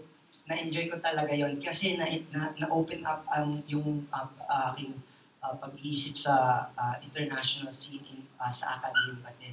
And then they were telling me about, I think that time I specialized in gender as well. And then Aung San Suu Kyi was my hero back then. And then and I wrote something about case study. And then so natapos yon, bumalik ako ng Pilipinas. And nag-work again, syempre, napapunta pa rin ako sa FAO ulit. And this time, I was with FAO Philippines. So not with an FAO implemented project. So I was the, the formerly yung position ni Dr. Mimi Lorelia. And I was the National Community Awareness Specialist. And then we did the last push for FMD awareness. And then, yun nga, ang pumalit sa akin ay si Professor Elaine. Kasi nagkaroon ako ng tawag sa regional office. That was my first gig, international gig sa international scene. And then back then, it was the height of bird flu. Maraming namamatay noon, and then I became a part of multilateral team now. Binuo namin yung communications strategy at the region on how to deal with the bird flu. Na tipong, kasi H5N1 pa yun eh. And then we were dealing with both public zoonotic diseases. Zoonotic disease. Yung zoonotic diseases transfers from animals to humans. So we had to really hone our skills, and ito multilateral to, and most of these people though are not development communications officers.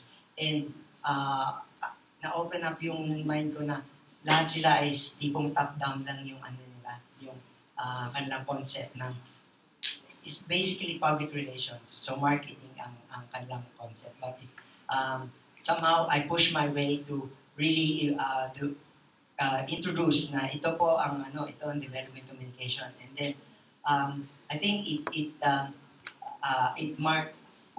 nag-mark naman, and then they implemented some of our suggestions. Soon after that, doon na po nag-umpisa. Tumawag 2007, tinawagan po ako sa Australia. And then this time again, the Australian people paid for my studies. Doon na nag-umpisa yung PhD ko po.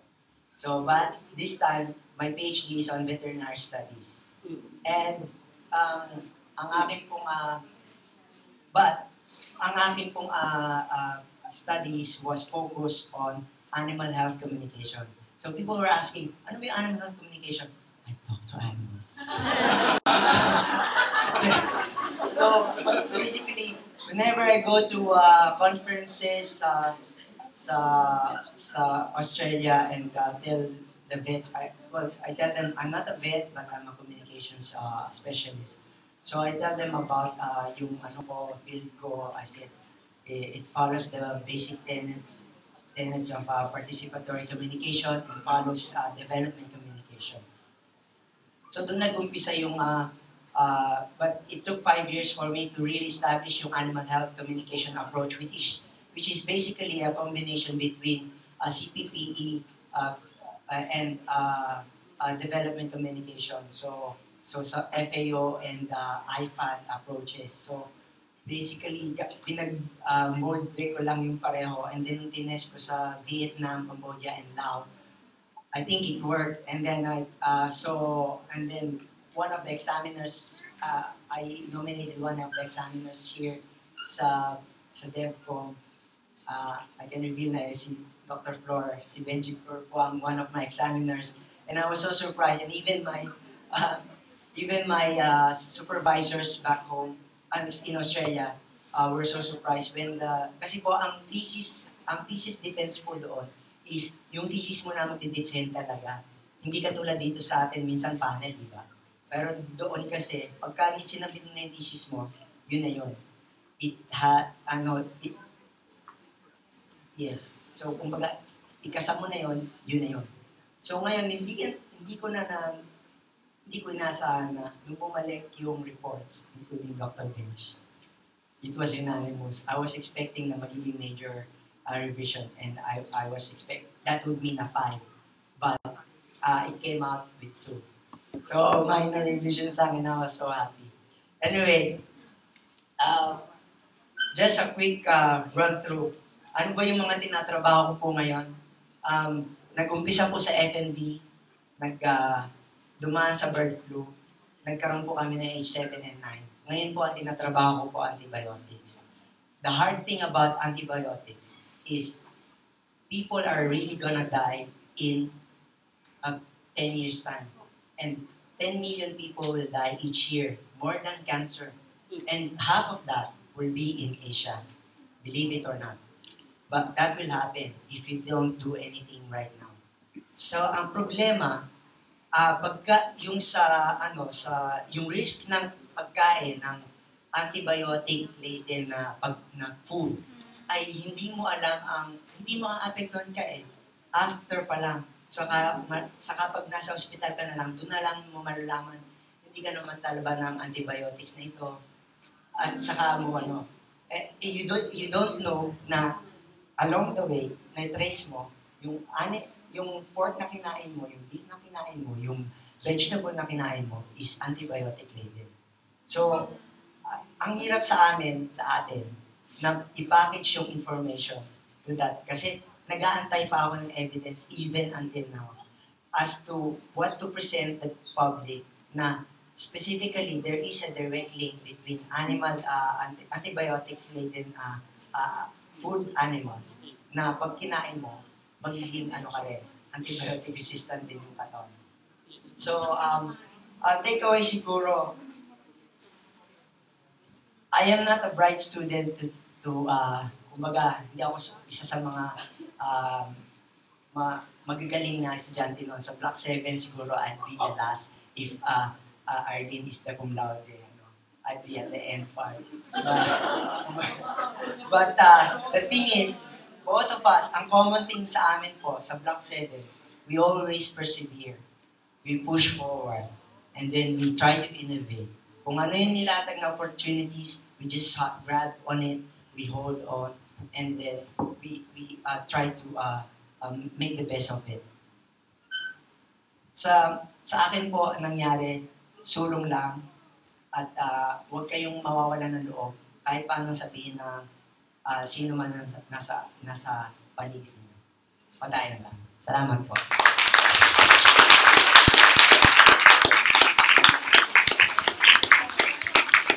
Padayan lang, Doc Jim. Thank you so much, Doc Jim, Caro. Magagaling talaga yung mga Block 7 Alam ko yan Block 7 din kasi kami ni Ma'am Iya. Tsaka si Ma'am Lynette. Ayan. Ako din, Block 7. Oo, Block 7. Si Sir Edmund din. Hindi, Block 8 yun. Block 8 siya. Okay? So, maraming salamat kay Dr. Jim Caro. Nung habang nagsasalita siya, nagbubulungan kami. Grabe ang interesting nung trabaho niya. Exciting to. Talagang alam na. Yun talagang nasa field ka kasi. Actually, yun yung isa sa mga na-appreciate sa sinabi niya. The importance of going to the field. Like immersing yourself in the community so that you would also know how to communicate effectively to your respective audiences. Yes, kaya nakikita ko din ngayon, merong mga Devcom 126 students, yung Participatory Development Journalism. Yan, narinig ninyo yung experience ni Dr. Jim. Kaya talagang very exciting itong field na pinasok natin. Yan, Miss Lai, before tayo mag-proceed sa ating next part, may gusto muna tayong batiin para yes, kasi live streaming tayo ngayon at may nakikinig sa atin, may nanonood sa atin from Chicago. At inabangan daw niya talaga, antok na daw. Oo, antok na siya. Pinakinggan daw niya si 2 a.m. daw. Yes, 2 a.m. Okay. Walang iba, Ma'am Ningning from the Philippines. Hello po sa inyo. Yes, nakikita niya po tayo. Ma'am Ningning. Okay, wag ka po munang matutulog dahil meron pa po tayong ibang speakers, Ma'am Ningning. Pressure yan, Ma'am Ningning. Wag ka munang matutulog. Okay, so at this point naman po, we would like to call Sir Rex Navarro para po sa mga ibibigay po niyang publications sa CDC Reading Room. Sir Rex? So let's welcome the former director of the Institute of Development Communication, Dr. Rex L. Navarro. Ilang minutes. Magandang gabi po magandang hapon po sa inyo lahat. It's nice to be home. Meron din akong kwentong maliit mamaya, pero ibibigay ko muna. 2 libro po ito. Unang-una po, the first book is titled Klima 101, a climate change guidebook for Philippine journalists. So I'm going to donate this to the library. Meron din siyang online version. And yung pangalawa, by the way, ang co-author ko po dito, the primary author is Imelda Bisaya Baños, is the president of the Philippine Network of Environmental Journalists. I wish he's here, I think she is in Rome. And then Rosa Perez, she's a climatologist, dati pong nagtrabaho sa Pag-asa. Ito naman, pangalawang libro, it's medyo ano yung title, Genes are Gems. Reporting Agricultural Biotechnology. Ang co-author ko naman dito, this is a source book for journalists like you. My co-authors, si Dr. Maslog, sana nandito siya. And my staff at the International Crops Research Institute for the Semi-Arid Tropics. PICRISA, when I was in India. Gopi Krishna Warrior. Hindi warrior. Warrior. So, meron ding online version to. So, yung mga hindi siyempre makakatingin nito, but of course this will be in the library. You can access this, and I'm going to perhaps send the link to share with so that you will be able to access it in the internet. So now may I donate this to the Dean.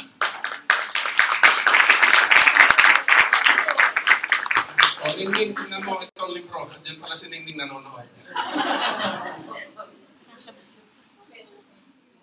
Thank you. Ngayon, yung maliit po na kwento, ito ay parang confession din sa inyo. Hindi ba ninyo alam na kamuntik ako hindi natanggap sa Devcom? Alam ninyo nung mag-apply ako dito, I was a BSA student, Bachelor of Science in Agriculture. I came from a 5-year curriculum. Kaya agriculture po ang aking background. Pumunta ako kay Dr. Quebral, bago napalitaan ko 1974. Saan na kayo lang? 1974, bagong-bago ang course sa Devcom. Sabi ko kasi, alam po rin, mahilig akong magsulat at saka mag-drawing. Subukan ko lang ako mag-apply kay Dr. Quebral. But before that, martial law was declared. Yan ang itong karanasan na ito ang hindi ko naranasan. That was 1972. And, nagtago po kami lahat. I was with the Kabataang Makabayan. Nagtago po kami and so nag-drop out kami. So merong mga pula sa aming mga grade sheet. So nakita yon ni Dr. Quebral. Sabi niya sa akin, Mr. Navarro, are you sure you're going to pass Devcom? Parang hindi ako, parang napahiya ako kasi kahit naman, yun lang namang semester na yun, mayroon ako mga pula. I graduated valedictorian in high school. I came here as an honor student, pero may mga pula po ako because of martial law. So that gave me the challenge. And while the awardees were talking, yun yung aking challenge. Sabi ko, I promised myself, nangako ako kay Dr. Quebral, ma'am, I will try my best to really fulfill all the requirements and all the expectations of a Devcom student. So, yun ang challenge sa akin until na nag-graduate ako, punta ako sa labas because I believe that I will teach better if I have field experience. Lumabas ako, and then pumasok uli ako dito after the 1986 People Power Revolution. Nandun po ako noon sa Batak because I have roots in the Ilocos. I went to the Ilocos to trace my roots, but when People Power was there, wala na po si Marcos, I decided to come back. There was an offer at the then Institute of Development Communication. I entered Devcom when I was a department. It was a Department of Development Communication. I became a faculty here. It was already an institute. And when I left, just a year after, it was elevated into a college. So, yung challenge po sa akin, nakikita ko, alam mo si General Arevalo, palakpakan natin talagang napakagaling po nito. Nakikita ko yung sarili ko sa kanila. Si Ed is a strategic thinker. Dapat tayo ganun. We always think ahead. You know? We always think about, ito take away ko na rin, kahit di ako speaker ngayon. Let's always think ahead because, you know, lahat tayo, there is always something ahead of us. And communicators should be strategic thinkers because if you can predict what happens next, your communication will be much better, much more positioned. Arlene naman, Arlene is a deep thinker. Hindi po masyadong naging estudyante ko siya sa communication and society. Hindi siya masyadong umiimik, pero magaling siyang sumagot sa exam. And nakakuha raw siya ng 1.5 sa akin. Talagang mataas na grade yun na Arlene. Ganun din ako siya lang dahil hindi ako masyadong sa hindi ako mag-practice na profession na parang sa yung mga kasabay ko yung mga graduates ng Philippine Science. Kasi dito Habit was my batchmate and all the others who graduated from more prestigious. Ako ay from D. Probinsyano po ako. Kaya ako tagahanga ni Fernando po. Si Jim, Jim, nakita ko yung bata yan, napakasipag yan, napakatyaga. At yun yung nakita ko yung sarili ko. Dito, alam pa ninyo yung nandyan ako sa Santos Dorm. Wala akong pera, ang aming ulam lang ay sardinas at saka kamote, talbos ng kamote kung wala kaming pera. Yan ako tumira, wala na yung Santos Dorm dyan. And sometimes, meron pa. Ang aming merienda ay Toron at saka Royal, dito sa, yung tindahan ni Pogi, dito, wala na yata. Ha? Walang Jollibee, walang McDonald's, wala. Yan lang yung kay Pogi ang aming. Tsaka meron itong mga comics na for rent, wala pang internet nun. Yung comics 10 centavos, pero nakahilera kami doon.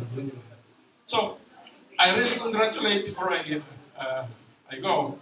General Arevalo, Arlene Adeva, Jim Caro, of course, my colleague, Thea, and Miss Professor, Gasman, hindi po tayo nag-meet na.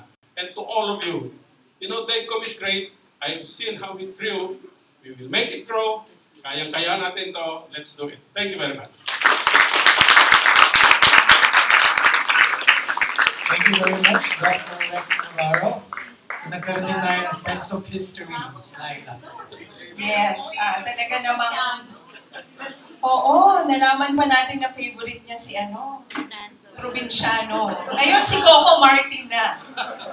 Okay? So at this point, meron naman po muna tayong intermission number to be given to us by one of the BS Development Communication students from batch 2014.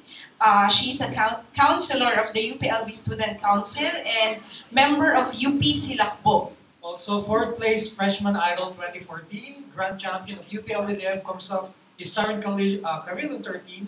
And sabi dito, aside from music, what keeps her busy now is her thesis. Sino kayang advisor niya? Okay? Please give a big round of applause for one of CDC's resident artists, Miss Hannah Grace B. Norca. Hello, hindi po magtotok ng kanta po ako.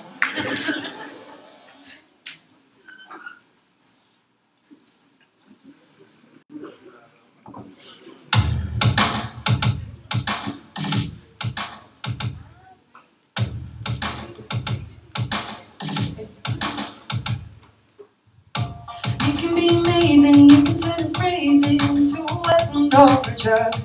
You can be the outcast, to be the black flash of somebody's lack of love. Or you can start speaking up. Nothing's gonna hurt you the way the words do when they set me the skin. Kept on the outside and no sunlight, sometimes the shadow wins.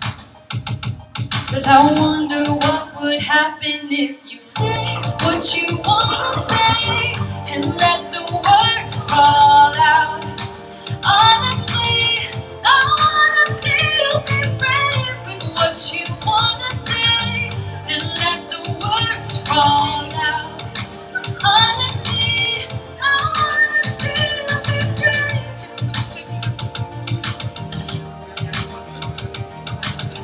Just wanna see you.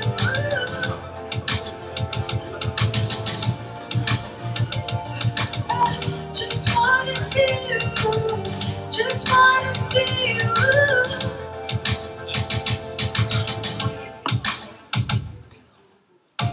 Everybody's been there, everybody's been stared down by the enemy. Falling for the fear and some disappearing. Bow down to the mighty. Don't run, just stop holding your tongue. Maybe there's a way out of the cage where you live. Maybe one of these days you can let the light in. Say what you wanna say and let the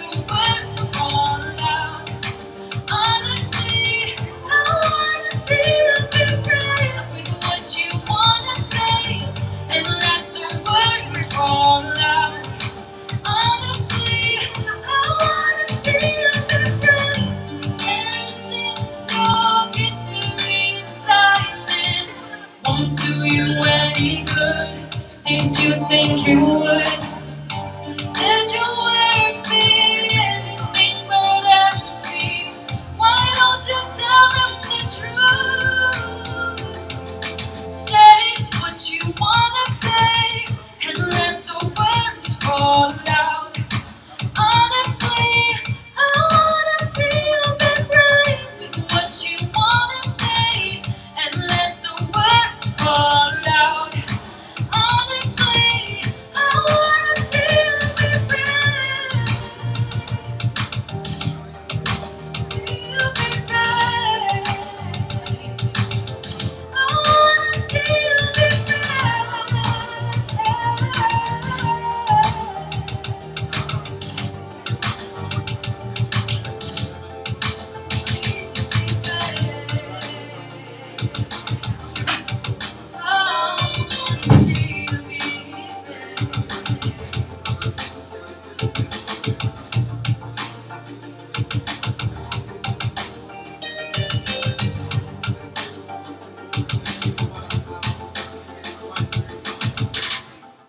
Alright. First song. Second song is Here by Alicia Carmen.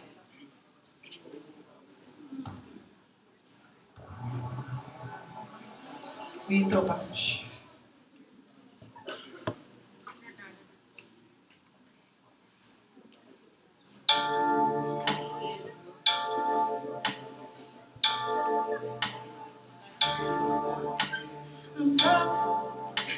I'm sorry if I seem uninterested or I'm not listening or I'm indifferent. Truly, I ain't got no business here, but since my friends are here, I just came to kick it. But really, I would rather be at home all by myself, not in this room with people who don't even care about my well-being. I don't dance, don't ask, I don't need a boyfriend, so you can go back. Please enjoy your party, I'll be here somewhere in the corner under clouds of marijuana with this volume sovereign I can hardly hear.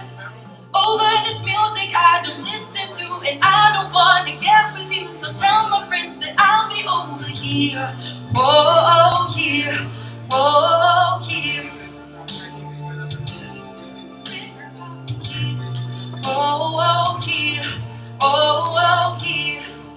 And I can't wait till we can break about. Excuse me if I seem a little unimpressed with this, an antisocial pessimist. Usually I don't mess with this, and I know you mean only the best. If your intentions are to bother me, but honestly I'd rather be somewhere with my people. We can kick it and just listen to the masses like we usually do, and we'll discuss our big dreams, how we plan to take over the planet. So pardon my manners, I hope you'll understand that I'll be here, not there in the kitchen with the girl who's always gossiping about her friends. So tell them I'll be here, right next to the boy who's throwing up cause he can take what's in his cup no more. Oh God, why am I here? Whoa, oh, here. Whoa, oh, here. And I can't wait till we can break about it here. Whoa, oh, here. Whoa, oh, here. And I can't wait till we can break about. I was later congregated next to the refrigerator. Some girl talking about a hater, she ain't got none. How did it ever come to this? I should've never thought of this. So holler at me, I'll be in the car when you're done. I'm staying down, bitch, don't want what you're offering, but I'm done talking. I'll plead, sad it had to be that way. So tell my people that you're ready. If I'm ready and I'm ready, then you're standing by the TV low, yo, I'll be over here. Whoa, oh, here. And I can't wait till we can break about it here. Whoa, oh, here. Whoa, here. If you're ready, then I'm ready, yeah, yeah. If you're ready, then I'm ready, yeah. And we can't wait till we can break about it here. Whoa, oh, here. Whoa, oh, here. And I can't wait till we can break about it here. Thank you. Thank you very much, Ms. Hannah. Okay, at dire-diretso na po tayo sa ating pang-apat na speaker. Lagi namin nakakalimutan na dapat dito kami sa gitna para kita kami sa live stream. Okay, so our fourth speaker this afternoon finished her BS Devcom major in Educational Communication in 1981, MS Devcom in 1987, and PhD in Devcom in 2014. She is CDC UPLB's frontline practitioner in evaluation of communication programs, and she has extensive experience in radio, what with her many years of planning and hosting infotainment programs and managing CDC UPLB's Radio DZLB 1116 kHz. Likewise, she was instrumental in establishing Christian Radio FM 98.8, the first government-owned agricultural community radio station in Bangladesh. And she has been teaching up-and-coming development communicators for 35 years. 35 years. Okay? Please welcome, sorry. Feel ko kasi na 35 years na si Ma'am nagtuturo. Imagine that, pillar na rin siya dito sa Devcom. Meron na rin siyang pag-aari. Hindi naman, mas matanda ako doon. Okay? So siya ngayon ang ating Associate Professor and Chair. Chair siya ni Sir Lester ng Department of Development, Broadcasting, and Telecommunication dito sa College of Devcom. Friends, let's all welcome CDC's 2017 Distinguished Alumni in Development Communication Education, our very own Dr. Maria Stella C. Tirol.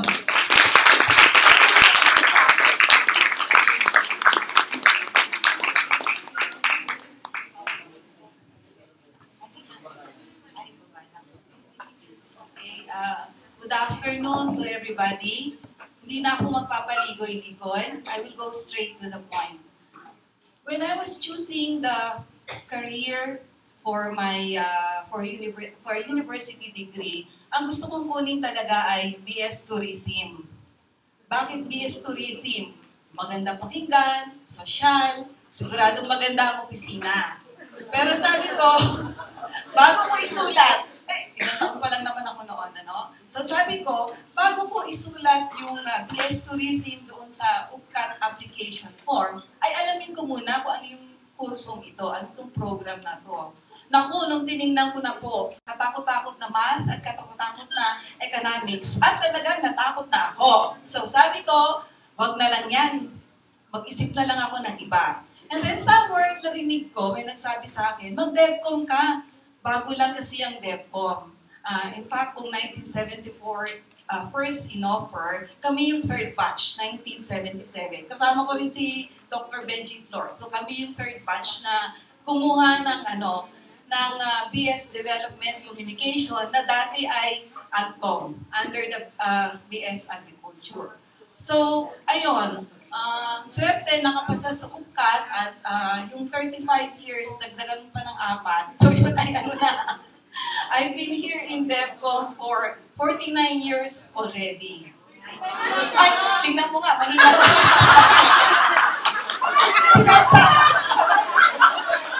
Kanina pa yung na-practice 39, nabagay sa 49. Okay na.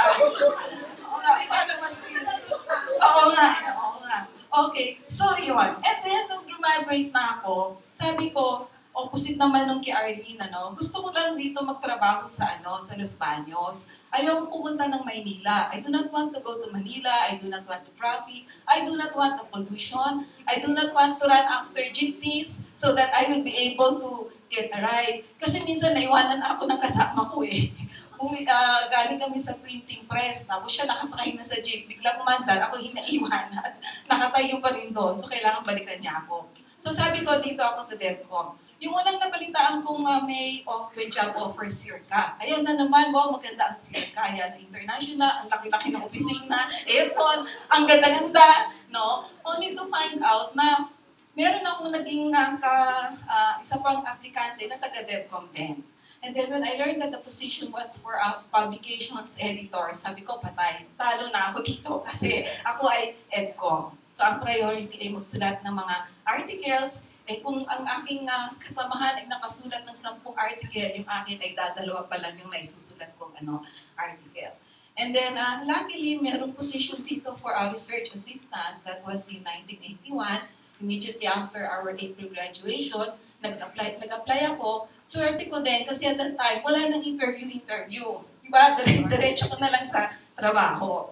So for 6 months, I was RA for DZLB. And then ganon, mag-compile ako ng mga researches, analyze content analysis. And then nung December 1981, meron daw bakante for an instructor position. Sabi ko, inalok ako, gusto niyo ba?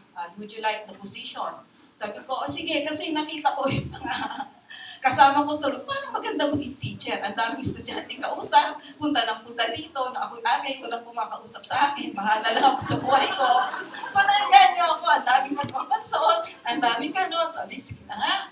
I did not know what I was entering myself into, and so I said, sige, instructor. And I was again lucky, because again, there was no interview.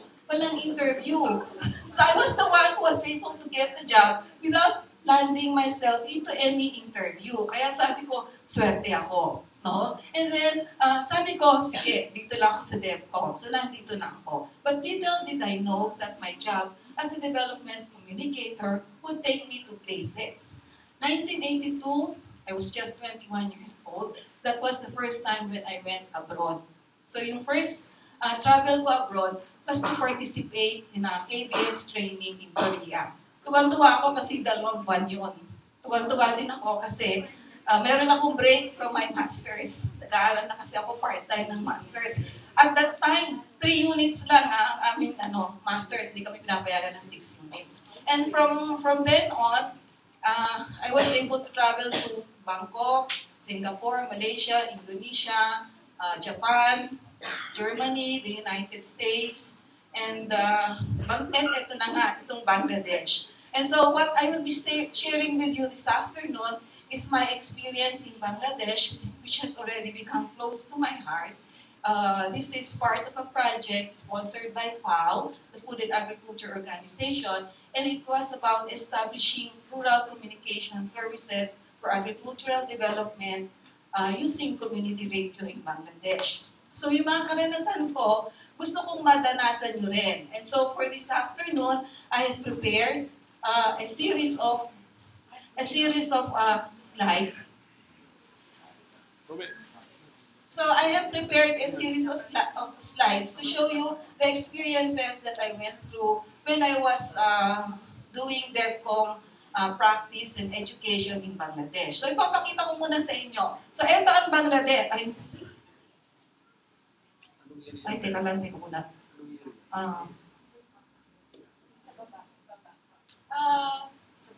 Okay, so we were doing this project from 2011 to 2013, tapos na-extend pa ng 1 taon. Kasi ang dami rin bureaucracy doon sa pagtatayo ng ng community radio station. So this is my first the first scenes that I was exposed to when I was in Bangladesh. So makikita ninyo, ay, alin ba yung pointer? Ano yung So ito, so makikita ninyo, no? Tingnan ninyo naman, kung ang estado talaga ng development. Yung mga baka nila, no? Pati yung mga baka, hindi lang tao mga payat, pero yung mga baka ang papayat din. Ayan, super payat, no? So that was what struck me most. Kulang sa nutrition. And then ito, ang laki ng kanilang rice fields. They have very big rice fields. Ang laki kaya ng Bangladesh. And ito, mahalaga itong river sa kanila kasi they do everything here. They wash the clothes, they take a bath, they brush their teeth, they wash the dishes, they do in the river.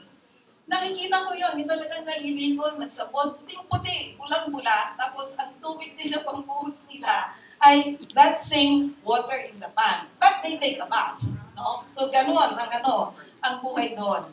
And then, if you can see it, mga small businesses, maliliit ang kanilang mga tindahan. They have very small businesses. Dito, hindi nyo lang makikita, no?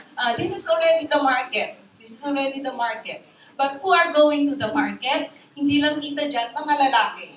It's the males who are going to market in Bangladesh. So, nung nagtuturo kami, when females go to the market, no, ma'am. It's the males. So, yun yung natutunan ko. And kita-kita nyo pa rin, ano?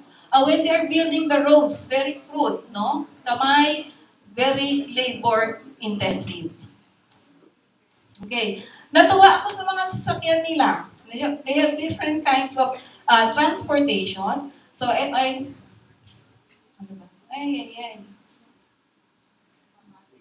Mabanti na naman ako. Talagang ang technology.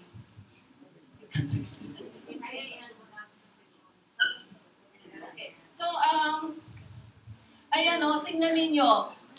Very old buses. Ginagamit pa rin ng mga tao. Lumang-luma na ang mga buses. Ito din, ang ganilang sasakyan, parang ikaw ay nasa jail. Ang feeling ko, nasa jail. Pero yan ang sinasakyan namin, ha? Pag strike ang mga sasakyan, ito, parang tricycle. I forgot the local name. And ito yung rickshaw. Iba't ibang versions ng rickshaw. Yan, unang upo namin dyan, feeling namin, tataog ka. May action pa, no? Parang babagsak ka gano'n kasi ang kitid lang kaya ng upuan.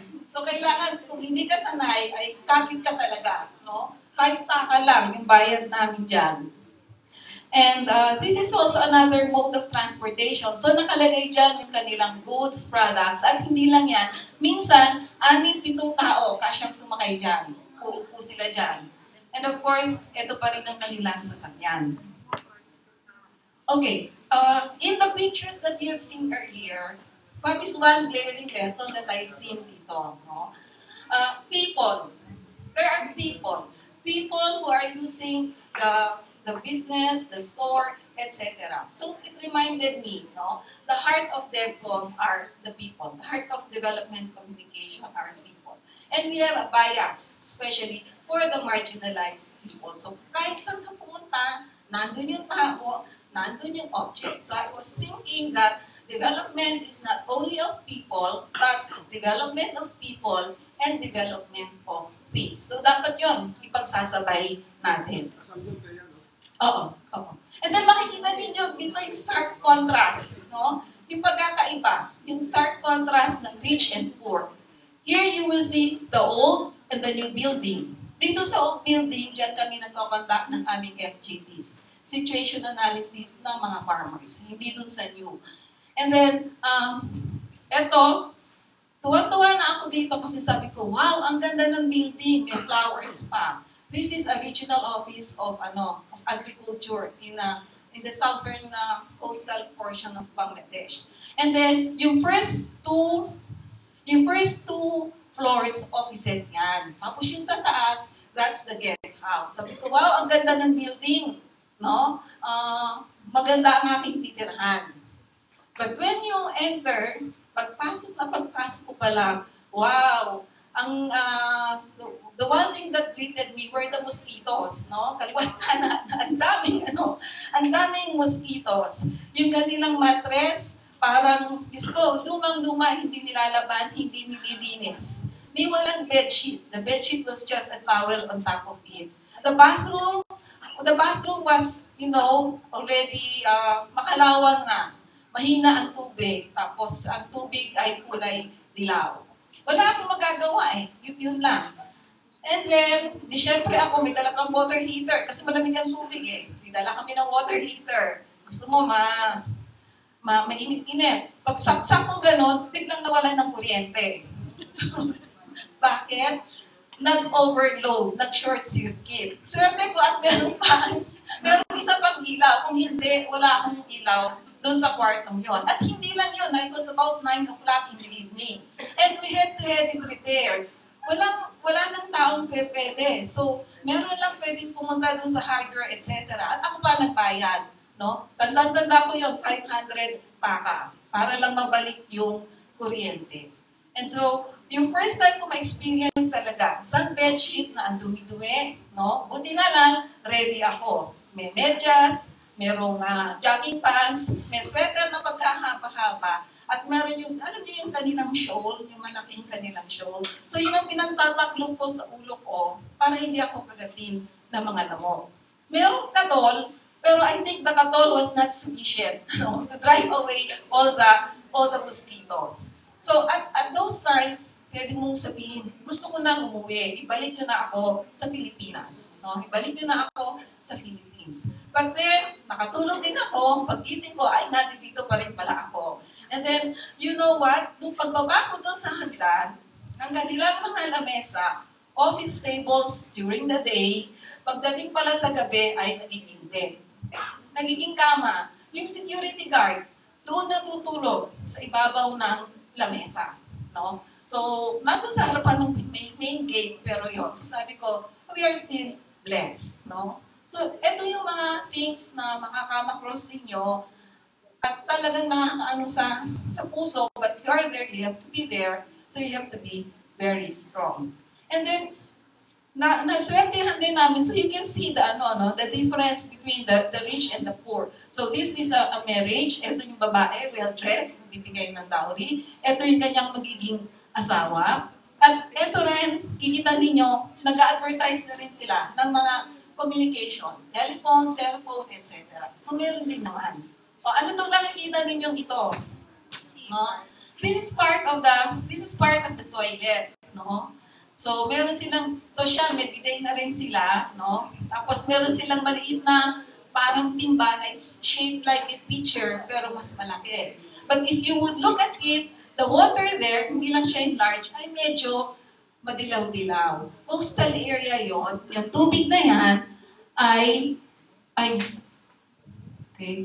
Yung tubig na yan, yung ilalim niya ay puro dust particles. Yung parang buhangin, parang mga buhangin. So bago kami maligo, ititining muna namin yun. Settle down mo, pupunuin mo yung timba, tsaka ka maliligo. Pag medyo, konti na yung tubig, hinahayaan mo na doon. If you do not want the dust to go into the water for which you will be taking a bath.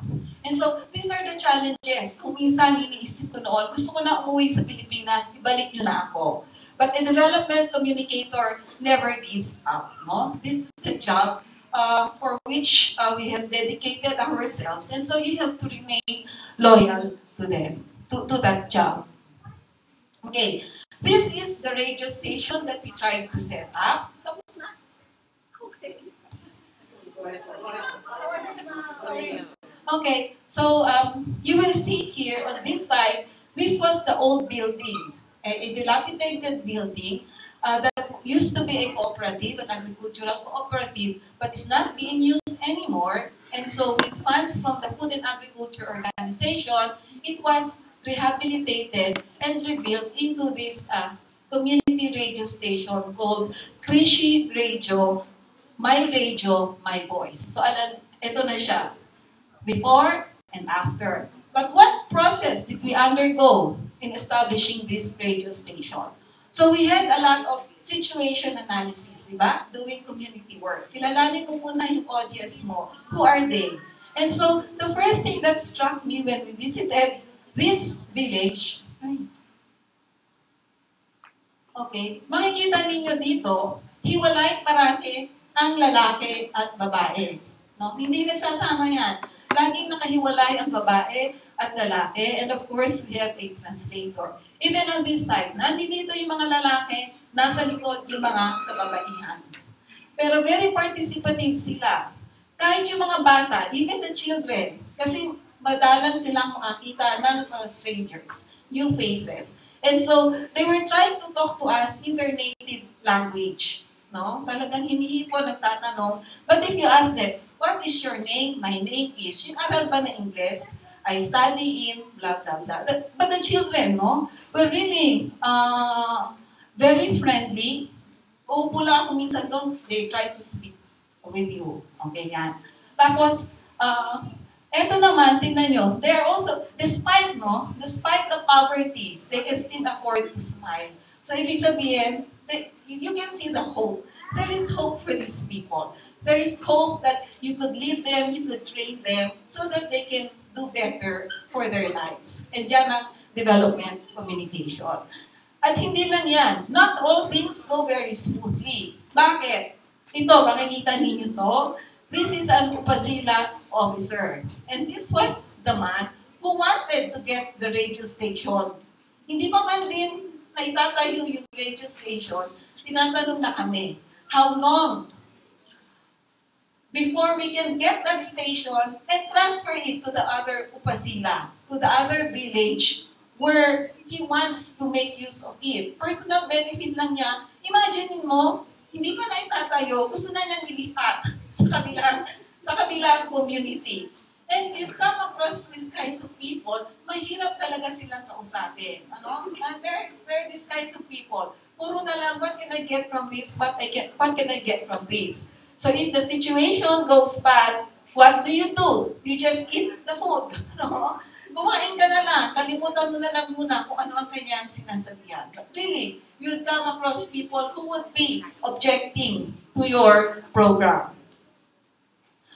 Here you would see that the women are really very participatory. Kahit nataklob na sila, drawing pa rin sila ng drawing. Kahit, ewan ko lang kung yung smile, part ng kultura nila, sali din sila, yung mga kalalakihan din. So they're very, very participative. No? So people are very participative.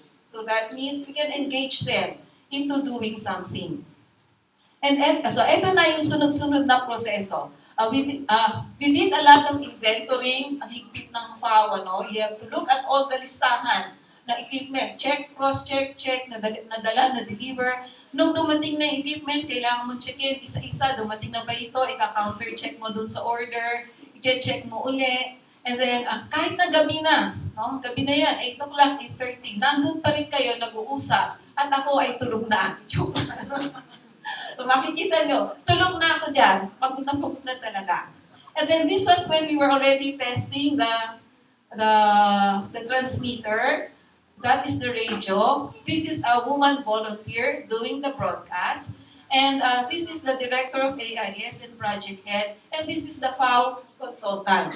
Tingnan ninyo siya, anong expression niya? Ano bang pinag-uusapan itong dalawang ito? No? Samantalang ito naman, ako ang kulit. Nagawa niyo na ba ito? Was this delivered? Etc.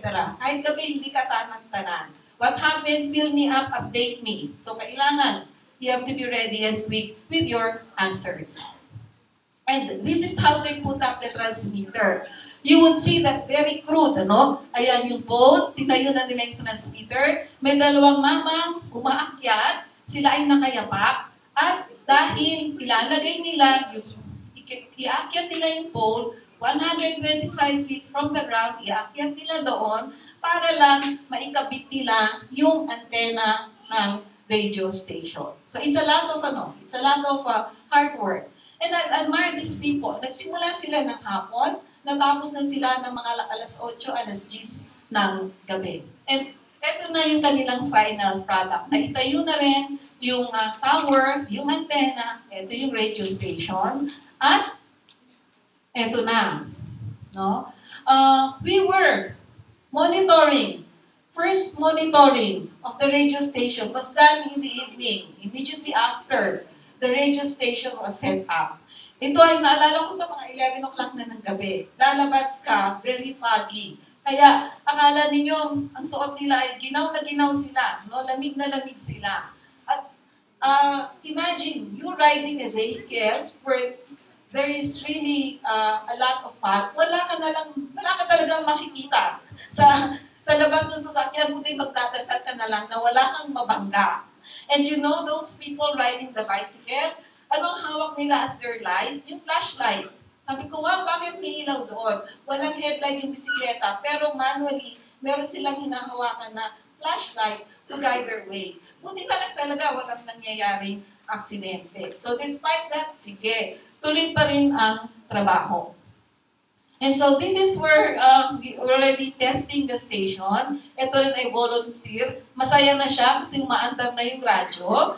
And ito, besides the radio, nagtayo din kasi sila ng website. Meron din silang community website. So, tine-train nila, ito yung ICT specialist, tine-train nila yung people from the community.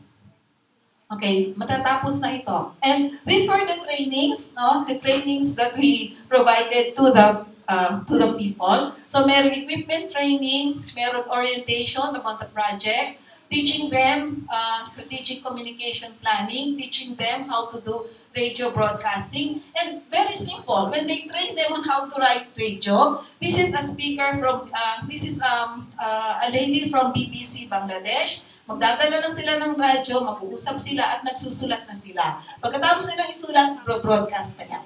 Ganun kasimple lang ang kanilang training. Walang opening, walang closing, basta work kaagad. So these were the volunteers.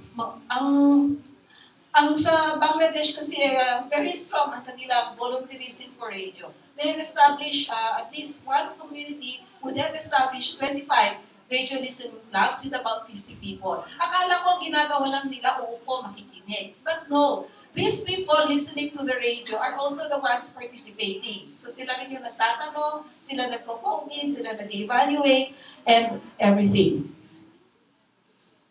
And nagkataon din na meron silang agricultural trade fair. You look at the models, no? You look at the fruits of their harvest. And so we also put up a fair, a stall, so that we could promote the radio station. Ayan ang kanilang poster for the radio station. And you see how the farmers are very interested, very eager to get information. And this was also the opening program with the community leaders. And I did not know that right on the spot, you have to talk. How can I deliver a language to these people whom I do not know? Part yan ng trabaho. So hindi lang ko yung isa, nagpatulong ako magpa-translate at opening remarks ko, abar, dako, have. Alam niyo kung anong ibig sabihin yun? Goodbye. So, sabi ko, wow, kailangan ko magulit ng language. So, yeah. And finally,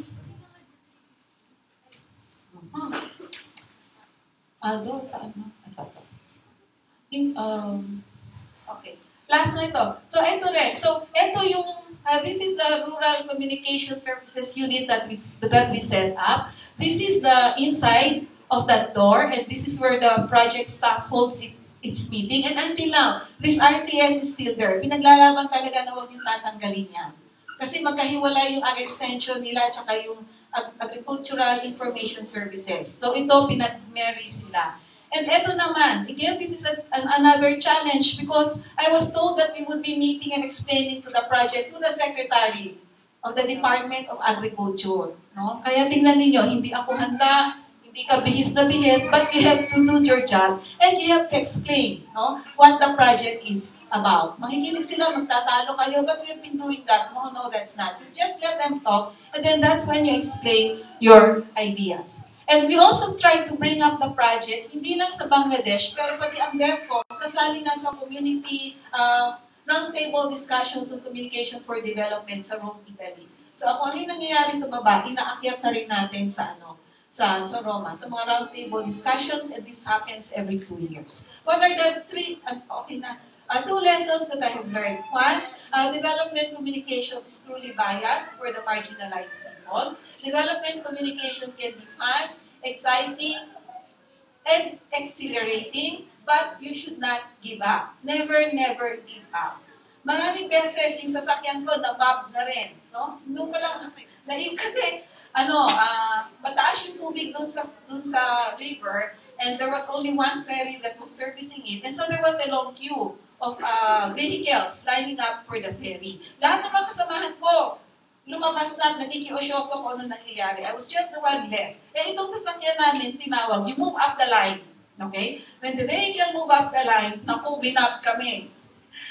Doon lang ako nakakita. Yung front hood, 10, 20 katao, they were shaking the vehicle. And I was just there in the van with the driver. Talagang tumawag ako sa director. I cannot take this anymore. Umiyak ako, hindi na ako tutuloy. Balik niyo na ako sa Pilipinas. Eh, pinagtatawanan lang ako. Kasi I didn't know what was going to happen. Tsaka lang nung dumating yung friends ko, tsaka lang nila disperse yung crowd. So you will cry, you will experience these things, but one thing, you never give up. You do the job that you are supposed to do. And lastly, do not worry because there will always be room for development communication. There will always be a need for development communication. Devcom is now known worldwide. Kasi dati, dito lang sa Asia. But ngayon, meron na rin Devcom sa Asia, may Devcom sa Europe, may Devcom sa Latin America. Lahat na ng mga bansa, laging mangangailangan ng services ng isang development communicator. So if I were you, you chose the right course, and I also believe that you will be dedicated, loyal, and committed to your profession as a development communicator. Maraming salamat po, and I'm so excited to talk much about you. Maraming salamat po, Dr. Maria Stella Sitoro. Yes, maraming salamat. So may room talaga for everyone. Dahil maraming trabahong naghihintay lalo na sa mga students natin ngayon. That's right. Meron lang tayong announcement sa Devcom 153Y ni Sir Aldo. Standby muna kayo. Okay? Doon lang muna, dito lang muna kayo sa loob, huwag kayong aalis. Okay? And we'll proceed to our last speaker for this afternoon. Our speaker is, of course, a graduate of Devcom, major in Educational Communication in 1984. She founded the Filipino for Kids Summer Program, a fun-filled educational initiative that aims to promote and nurture the rich Philippine culture among school children. And she has also authored books on Filipino language, such as Tagalog for Kids, Let's Learn Tagalog, and So, Do You Know Their Names and Occupations? She was the recipient of 2013 Outstanding Advocates for Children in the Youth Award, recipient of 2013 United Filipino Council of Hawaii's Progress Award in Education, and at the same time, recipient 2014 Outstanding Narbacanyo Citizen Award, so that is in Ilocos Sur. Okay, so now she is an instructor in Filipino in University of Hawaii at Manoa. We are honored to have with us CDC's 2017 Distinguished Alumna in Intercultural Communication and 2017 Outstanding UPLB Alumni Awardee, Professor Imelda F. Gasmen.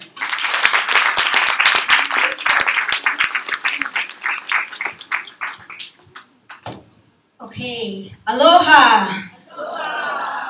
Tayo muna tayo.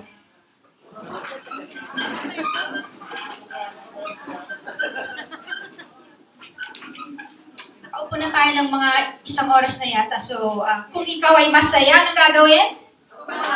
Palakpak! So, isang palakpak lang naman.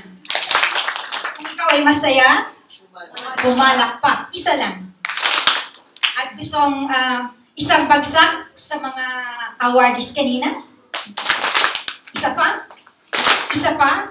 at isa pa kasi apat sila. Pwede na kayong umupo.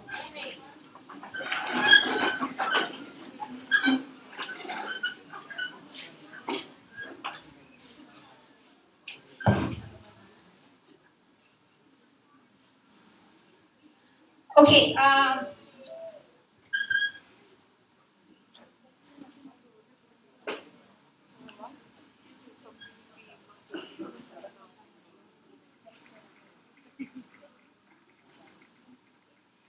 so, kanina, kinapanayam kami ng dito sa Laguna at ang aking tanong ay tungkol sa competitive Philippines at medyo nabintag ako kanina at paano daw nagiging competitive pa rin ang Devcom sa larangan ng competitive Philippines. So, sabi ko kanina, dahil ang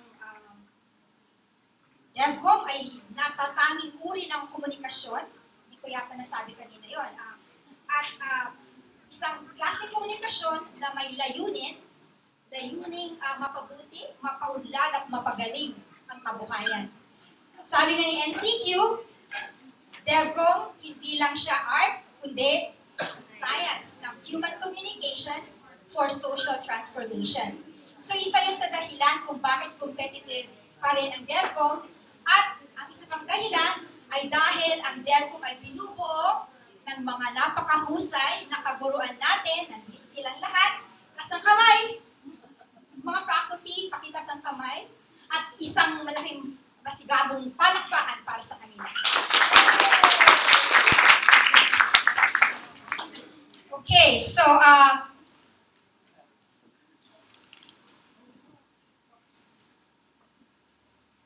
okay, pag nakikita natin itong litratong ito, anong ginagawa nila?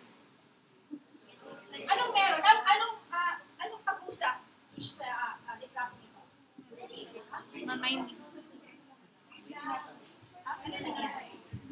Anong meron? Meron bang conversation na nangyari dito? Pag-uusap? Sagot? Ano? Non-verbal communication. Okay. So, next slide. Ayan. Ito actually yung pinaka-paborito ng mga estudyante ko na binibigkas, pakibigkas nating lahat. Ba-ba-ba. So, paborito nila ito kasi iisang syllable lang inuulit only in the Philippines. Kaya kailangan talaga ng wika, kailangan ng language para maging klaro ang litrato. Kasi pwedeng pataas, tataas pa, o tataas. So, ito, bababa, bababa. So, one syllable repeated many times creates a conversation, di ba? Galing ng mga Kapilipinuhan, isang syllable lang nagiging conversation, di ba? So, a very simple two-letter particle can convey such a message, language. Next slide. Okay, so language is an essential component of communication, MAPA Devcom, MAPA Intercultural Communication, and all forms of communication. Nakalagay nga dito, it provides a common sense of identity, at isa pa, it connects diasporas. So I am really blessed that I teach Filipino, ang ating national language, ang ating pambansang wika, sa lugar na the most multicultural place in the world, di ba? Gusto niyo pumunta sa Hawaii? Where most people converge, at isa ito sa mga bucket list ng lahat ng mga tao na gusto pumunta bago sila mamatay, di ba? Okay. At sa Hawaii, nagtuturo po ako ng elementary Filipino, introductory Filipino, kaya siguro ang aking level of proficiency ay novice o kaya tulang, kasi ang tinuturo ko talaga yung pinakamababang level ng Filipino. Pero gusto ko kasi marami kang ginagawa. Pwedeng kumanta, pwedeng mag-storytelling at kung ano-ano pa. Next slide. Okay. So Hawaii recognizes the multicultural tapestry, the weaving of cultures in one place. But this is not a melting pot. More of a halo-halo style because the elements are still intact when you put them all in one bowl or container. Which reminds me actually of a documentary that I watched a couple of weeks ago. Tungkol ito sa Philippine Indigenous Festival na lahat ng mga iba't ibang IPs from all over the Philippines, they converged and they did a festival. At merong isang quote doon na I really found it powerful. Ang sinabi doon, unifying does not necessarily mean singularizing. Meaning, pwede ka pa rin unique ang kultura, hindi nawawala yung kultura. Sa Hawaii, Filipinos enjoy a new ranking. We are now the first in terms of population. 23% of the population are actually Filipino ancestry. So marami na according to the latest census. In fact, sino na nakapunta sa Hawaii sa inyo? Upon landing sa airport, you wonder kung nakaalis pa ako ng Pilipinas. Kasi pagdating mo sa airport sa Hawaii, paririnig mo mga Ilocano, lalo na Ilocano at Filipino sa airport mismo. Kaya nakaalis pa yung aeroplano sa Pilipinas o hindi. Yeah? So you wonder that. So maraming nagsasalita ng Ilocano at Tagalog doon. Okay, so it's worth mentioning also na UH is the only university sa United States na nag-offer ng bachelor's degree ng Filipino o Ilocano. So may 2 strands. So we're very proud of that. Filipino and Ilocano programs belong to the Department of Indo-Pacific Languages along with Indonesian, Vietnamese, may Arabic, Persian, and so on. So we offer a lot of languages. At marami kaming mga heritage learners, meaning ito yung mga anak ng mga nandun na, hindi sila nakakapagsalita, pero yung iba nakakaintindi. Okay, ngayong buwan ay napakahalagang buwan dahil it's a legislated event. It's called the Filipino-American History Month. At marami kaming ginagawa mga kaganapan para ma-promote ang Filipino culture, Filipino identity, at i-celebrate ang pagka-Filipino. Ayan. Are you Filipino? No, I'm not. Chinese at kung ano-ano pa. Ayaw nilang tanggapin na sila ay Filipino. Okay. So, sa Filipino program, we provide all kinds of resources and strategies. Ayan si Jollibee, nakikita niyo si Jollibee. For students to learn our heritage, language, and culture. Singing, ayan, dala-dala ko kami sa yung gitara ko, ukulele ko. Kung ikaw ay masaya, we sing that a lot. In fact, sa first day ng klase, alam na nila, magpakilala ng sarili at kantahin ang kung ikaw ay masaya. Okay, so may karaoke, di ba? Magaling mga Filipino sa karaoke. Mga social games, of course. Storytelling at saka food, okay, which is a universal language. So our students try to really hard to twist their tongue to speak Filipino with an aspirated T. Yung iba nga sabi, tayo na sa antipolo. Okay, so yung mga, but I don't really care kasi basta nakakapag-express sila, then okay lang yun, okay? So, yung mga accent, mga stress, ano na yun, secondary. Basta naiintindihan sila. Ayun ulit si Jollibee. In fact, that student, meron siyang backpack na dinadala sa klase na nakuha daw niya sa Jollibee. At gusto ko rin kunin sa kanya, one of these days. Okay, so, knowing your language can be so important in developing cultural identity. A person that only comes in contact with one language cannot fully understand other cultures. There's this debate whether one really needs to learn Filipino or a language to be able to appreciate the culture. Kailangan bang matutunan ng wika para ma-appreciate ang kultura?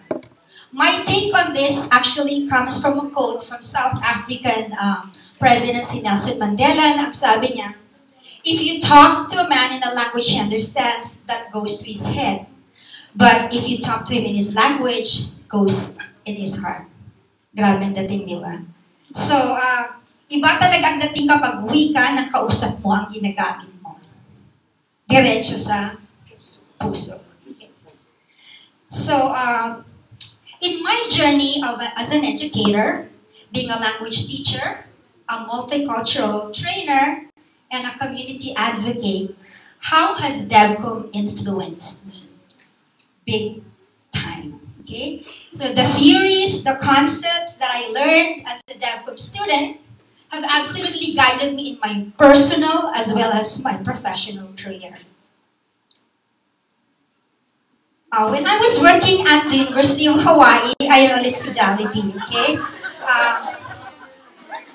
Forever, okay? I worked as a community specialist with the College of Agriculture and Tropical Agriculture sa UH. I started a program called Read and Play at the Park. Ang ginagawa ko doon, I brought books and learning educational resources sa park for low-income families, mostly Samoan families. At I brought books, naglalaro kami, teach them how to read. Kasi sa Amerika, sa Hawaii, maraming mga poor, mga impoverished communities. Hindi porke Amerika, maraming dolyar na. Okay? So this seed project actually paved the way to the development of a program called the Filipino for Kids program.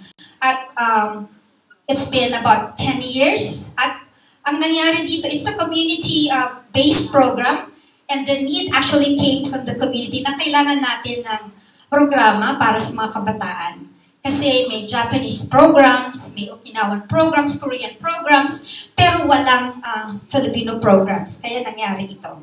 So I hold this program here in mind. So parang ipinanganak ko to, baby ko ito. At still, teenager na siya. Hindi ba? 12 years pa lang siya. Next year, magiging teenager na siya. So in this program, the elementary kids actually gets exposed, parang a taste of the Philippine culture. Yeah, so we do a lot of language as well as a lot of games, a lot of interactive activities. So during the regular classes or semester, I teach big kids. Ayun yung mga college and university students. Pero sa summer naman, I teach the young kids. So I teach a whole spectrum from 3 years old all the way to 83 years old. May mga estudyante kong 80-year-olds kasi pwede kang mag-enroll ng libre kapag senior citizen ka na sa UH. Kaya marami mga nag-enroll ng mga matatanda. Okay, so, next slide please. So, ano yung mga development concepts, development communication concepts na parang ginagamit ko rin sa language teaching sa aking pagtuturo. So, yung una-una yung know your roots. Okay? Literally and figuratively. Literally kasi kailangan nilang matutunan yung mga roots ng mga words, mga salita. Kahit hindi nila alam mag-conjugate. Kunwari, kain ka na. Hindi mo na kailangan sabing kumain ka na. So, kailangan nilang malaman yung salita mismo. At figuratively, dahil you need to really know your roots, di ba? Yung ating Filipino proverb, mga pinaka-popular is, hindi mo mararating kung ayaw. Okay? Baliktad yata yun, pero okay lang. Okay? So, pangalawa is know thy audience. Alam natin lahat yun, di ba? Hindi ko na kailangang ikwento yun. Okay? Along with that is to value prior knowledge. Sa content-based instruction ng pagtuturo ng wika, kailangan mong i-activate ang prior knowledge ng estudyante. At ang isa pang nandito na hindi ko nababasa ay use simple language. Diba? We communicate to express and not to impress. Ayan. Content and context. Okay. Kahit na magandang-maganda yung content mo, you need to also know the scenario where you will deliver your content. And we communicate to connect, and we need to create real life, meaningful tasks. At ang huli is to empower. Okay? Empower to provide social transformation. Dito po pumapasok actually yung sinasabi natin, the concept of how to, when you give someone a fish and you feed him for a day, but you teach a person how to fish and you feed him for a lifetime. Okay? And this is actually summed up in, next slide please. Ito yun, yung sinasabi natin kanina, yung IIRR, International Institute for Rural Reconstruction. Go to the people, live with them, learn from them, love them, start with what they know, build with what they have. But with the best leaders, when the work is done, the task accomplished, the people will say, we have done it ourselves. So, may ownership ang mga learners, okay? But my favorite actually start with what they know, build with what they have. Gusto ko lang ikwento ito. Pwede ba mag-extend ako ng couple minutes? Kasi nadala ko kanina. Okay, so gusto ko ikwento yung buhay ko kasi di ko kunento kanina yung buhay ko. Kung paano nakarating ngayon sa kinaroroonan ko. So, ito yung sinasabi nating critical multicultural autobiography, parang balagtasan style. At this was actually inspired by Freire's Pedagogy of the Oppressed na nabasa ko sa isang klasiko sa multicultural education. So, ito yun. So, yung isa is, pag nandito ako, gusto yung sabihin, powerless. Pakiulit. Powerless. Pag nandito naman ako, empowered. Ayan, magsisimula tayo sa Powerless. Okay, so pag nandito ko ulit, pakiulit. Powerless. Okay, pag dito. Power. Okay, so ayan, simula na tayo. Okay, powerless.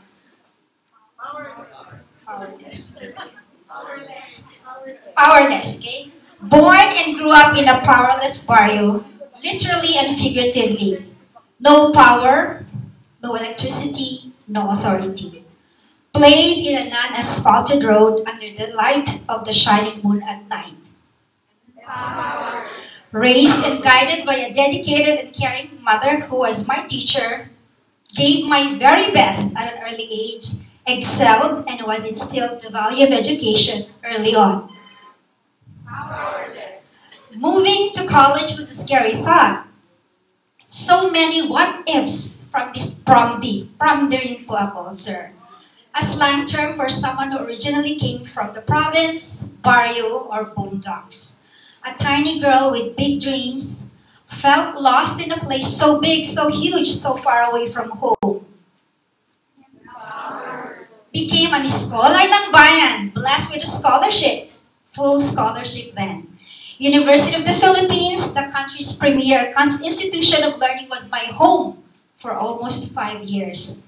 Thrived and survived the rigors of college life. A life of exposure to a lot of new things, was a mix of ethno-linguistic groups at the dorms and even the classroom. My very first multicultural experience. Powerless. Armed with a degree from the best institution, now what? Out in the real world, but then again the fear of the unknown. Unknown variables as I face the workforce. Should I work or should I go back to school again? Well, take some rest to a new place, Baguio, the coolest place in the Philippines. The summer capital, here I come. I took up law, was so enticing at first but never completed it. Grad school was so much work. Work as a research aide, work as a research assistant, then ended up teaching mass comm at UP Baguio and started the first photography classes at UP Baguio. Empowering. At UP, a policy exists. Either you go up or you are out. Publish or perish. I left law school, left grad school, left with a baby girl. Here I was, a single mom, lost and confused, in a city just devastated by the worst earthquake in the country's history. Maybe a new environment is what I need. Started new, admitted at the University of Hawaii for grad school, became active with grad school, met a whole rainbow of students from many parts of the world, worked at the International Student Office, and finally received my master's in communication. Multicultural friendship abound. At the grad student organization, I felt discrimination. I was discriminated when I encountered a white student who had always had the last say, ignoring what I had to say. Was it because I was brown? Or was it I was a Filipino with a slight accent? Working at the Alumni Office was a contractual job. I was always scared that I will not be renewed. Malapit pang matapos, okay? And opportunities opened up. In fact, I was working 3 jobs at some point in the United States. As PCNC facilitator at Hawaii's largest elementary school with a population of 70% are Filipinos. As extension worker, reaching out to low-income families to make lives better for them through educational workshops. As a Filipino language lecturer, teaching me the best Filipino professor in America, and eventually founded Kabataan, the Filipino for Kids summer program. I am super blessed, empowered to the max. Last sentence. In a state where the largest ethnic group per 2010 census is now the Filipino group, yet Filipinos remain underrepresented in education, in politics, and other aspects. Social injustice and discrimination still persist. Last, empowered. Now, a community leader, a teacher, a language teacher, a multicultural trainer, children, youth, adult alike, I will continue to advocate for education for all. It is only through education that empowerment can fully be realized. So finally, perhaps I may not be considered as a DevCom practitioner in the strictest sense of the word, but I believe what I do now as a language teacher bridges cultures, appreciation, and valuing each other, which eventually will help transform lives. And this is definitely a reflection of DevCom training. Sa mga kasalukuyang estudyante, kahit saan man kayo mapadpad, kahit anong field, pagka-graduate nyo, you're gonna be fine. You'll do great dahil mahusay ang pundasyon natin galing sa DevCom. At this point, I want to give a big shout out to the CDC led by Ma'am Tere and my thesis advisor, kudos to Ma'am Lolit, and all the amazing faculty such as Ma'am Thea. Actually, Ma'am Thea was my teacher. Pag-graduate lang yan on that teacher. Okay, and great friends. Shout out to batch 1795-611 po ang aking student. The last freshman of the 70s, back many, many moons ago. And of course, wanna think of my mama, who I was a teacher for many, many years. She's probably clapping for me in heaven. My biggest fan of all. And my 95-year-old papang all the way back in Narvacan, he wanted to come but he cannot travel. Special thanks to my cousin, Linda, right there. And to my good friend, Ivy. She's family to me because we were in the same apartment for many years. 1 year, actually. But most of all, I'd like to thank my Heavenly Father from whom all blessings come from. Okay. Again, thank you very much. Maraming salamat, Diyos ti Agnina. And in Hawaiian, we say mahalo. Okay? Mahalo. And to all the organizers of this amazing event, maraming salamat. Mabuhay at para sa ating pinakamamahal at pinakamahusay na DevCom, isang bagsak, isa pa, at isa pa. Salamat po. Maraming salamat po, Ma'am Imelda Gaspe. Okay, so at this point, we would like to request our alumni awardees to please occupy the seats in front for our open forum.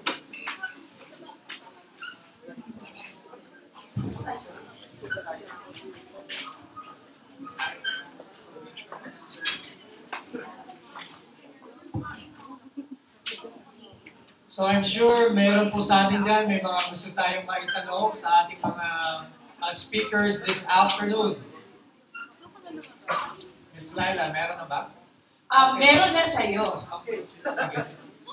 Meron po tayong na-receive na text dito. Pero actually this was from Chicago, USA. Ito po para po sa lahat. We'll start our question. So this one came from Professor Ningning Matruna. As distinguished CDC award is seasoned by your rich DevCom practice, what would you advise the college to improve on or retain to make the curriculum relevant and responsive to the changing times? So base po sa inyong mga experiences, siguro you can share based from your experience dito sa DevCom curriculum. Ano daw po inyong may advice sa CDC as an institution para po mas maging relevant ang ating curriculum? Mabetikan din. Siguro ang una kong pwedeng mabanggit, Pilipino ba siya? Okay. Siguro pwede kong mabanggit yung, hindi ko alam kung ginagawa na ngayon, pero siguro i-enhance natin yung social media or yung new media. Kasi yun talaga ngayon ang focus, kahit yung ating kahit yung mga competitors sa amin sa AFP, ang isa sa pinakamalaking challenge is how to address yung mga kalaban natin using social media. So sa tingin ko, yun ang ipaka-enhance pa kung kailangan sa College of Development Communication. Thank you, Colonel Arevalo. Ma'am Arlene. For my part, I also agree that we need to expose ourselves more on the influence of digital media because it will talagang take over the media landscape in a few years from now. Baka ngayon nga. And siguro I had to add one more thing. Just a suggestion lang, the internship program, I know parang we have the immersion din. Kasi what I went through when I had the Inquirer Scholarship and then I was forced to do a summer internship and then I was asked to cover the police beat, the DNR beat, the Miss Universe beat. So it was then that I realized na even as a student, it's a different pala when you get a taste of the real world out there. So that was very significant for me, even if it's just one summer, because that's when I realized that I'm not for newspaper work. So before talaga my dream shattered, that's all I thought of was that I want to be a reporter, I want my byline on the newspaper, I want to be seen on TV. And then when I got into it, parang, no. So it's very helpful if we will expose ourselves or our students to actual media organizations or companies where they get to apply talaga the learnings in DevCom in the real world. It's got a different corporate setting and the like. Okay, thank you, Mr. Lim. Doc Jim. I think taking on what their suggestions, say, I think everyone should be able to jump into skills development. So, kasi when we go into the real world, sometimes you have to learn some of the skills like graphics design, etc. Or even film editing. And then yung mga softwares talagang maabante at very fast paced. And sometimes yung skills na na-develop natin is, although it is, well, yung foundation is good, but the thing is sometimes hindi walang practical applicability. And I believe a strong internship program should be integrated, and I hope the college is doing it already. And actually, FAO is also recruiting interns, so please apply online so that kasi qualified na ng Philippines. Yes, ma'am. Siguro para sa akin, kailangan kilalanin natin yung mga estudyante, kung ano talaga yung mga gusto nila, ano mga interest nila. So yung social media nga na nasabi kanina, marami sa mga kabataan, gusto nila ng mga social online games. So paano mo gagamitin yun sa pagtuturo ng DevCom? So capture on what the students actually are into, mga interest nila. Sa akin naman, two things struck me most with my experience in Bangladesh, and that is culture and gender. Sa undergraduate courses natin, pwedeng ipasok yung culture, hindi lang sa Pilipinas, kundi rin yung kultura ng ibang bansa. So probably that can be included also as a component to prepare our students who will go abroad. And then, in Bangladesh, gender is really very important. Dito sa Philippines, alam ko, meron na tayong gender program, but naglaylo uli, and so nire-revive uli ngayon. So tamang-tama, hopefully, when we look at our DevCom programs, we will also consider the gender perspective. Isa pa rin na pwede siguro ipasok sa ating undergraduate program, yung konsepto ng sustainability. Kasi lagi natin silang tinuturuan ng planning, design, evaluation, implementation, but what happens after the project is done or is completed? So I hope that we would be able to include also sustainability as one part of the DevCom project cycle. Yun lang po. Thank you. Maraming salamat po. So we will take note of your suggestions to further improve our current curriculum. Meron tayong tanong dito from one of our students. He's the president of the College of DevCom Student Council, si Derek Ordonez. Hello po, good afternoon po. I have two questions po for this afternoon. First one is to Colonel Arevalo. I would like to ask, where do you think is the place of DevCom in the recent war on drugs? I think, what's your opinion lang po about that? I mean, ano po ba yung parang pinakalugar natin as DevCom practitioners in this war on drugs? And secondly, to all our speakers, I'd just like to ask, in your specific field, siguro kay Ma'am Thea, syempre in DevCom education po, pero where do you think, or what are the challenges that you have overcome para ma-place po yung DevCom in your specific field of work? since syempre we're always to the community, we're always for the marginalized sector. So ano yung parang pinaka-DevCom? Siguro, to make it short na lang po siguro, if you will just describe DevCom in one word sa specific field po ninyo ngayon, ano po yan and bakit? Miss Universe question. Thank you, Derek. So first we have Colonel Arevalo. Thank you for that question, Derek. From my end, sa tingin ko, tayong mga DevCon practitioners, first we have to make the public realize that indeed a problem exists. At yun yung drug menace talaga. And then, second, we should help communicating na ang problema sa drugs ay hindi lamang limited or a concern ng AFP at saka ng PNP. It's everybody's concern. So kailangan may isama natin sila sa kampanya laban sa droga. Kasi the moment na they feel detached, na hindi namin problema yan, problema lang ng security forces yan, ng law enforcers yan, may problema tayo.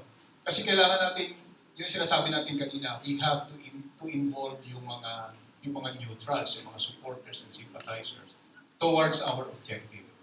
At higit sa lahat, kailangan may paunawa din natin how we should implement yung campaign or the war on drugs.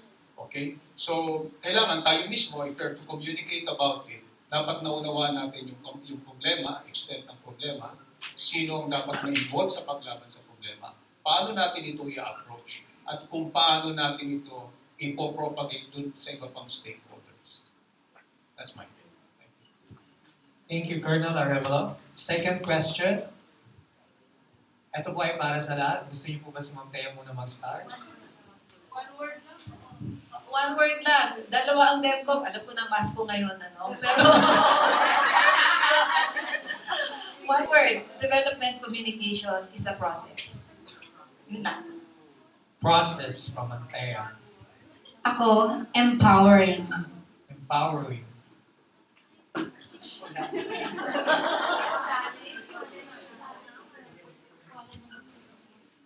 Yeah. DevCom probably is overcoming, I guess. Ako, DevCom in my field is engagement. Engagement. Sa akin, involvement. So we have process, empowering, overcoming, engagement, and involvement. Okay. So, yes, partner. Meron pa tayong isang question. Ayaw na sa akin ng mic. Hello, yun. Meron pa tayong isang question dito at maganda yung kanyang katanungan. Ito po ay para sa candidate number. Yes, please. Hello po. I'm Lauren, student po ng DevCom. Yung question ko po kasi, parang napansin ko po, dumadating po talaga yung mga students sa time ng buhay nila, kung saan kina-question nila kung tama pa po ba yung ginagawa nila, or tama pa po ba na nagsistay po sila dito. And ayun po, ano po yung masasabi nyo or may papayo nyo po sa amin para magstay po kami sa DevCom?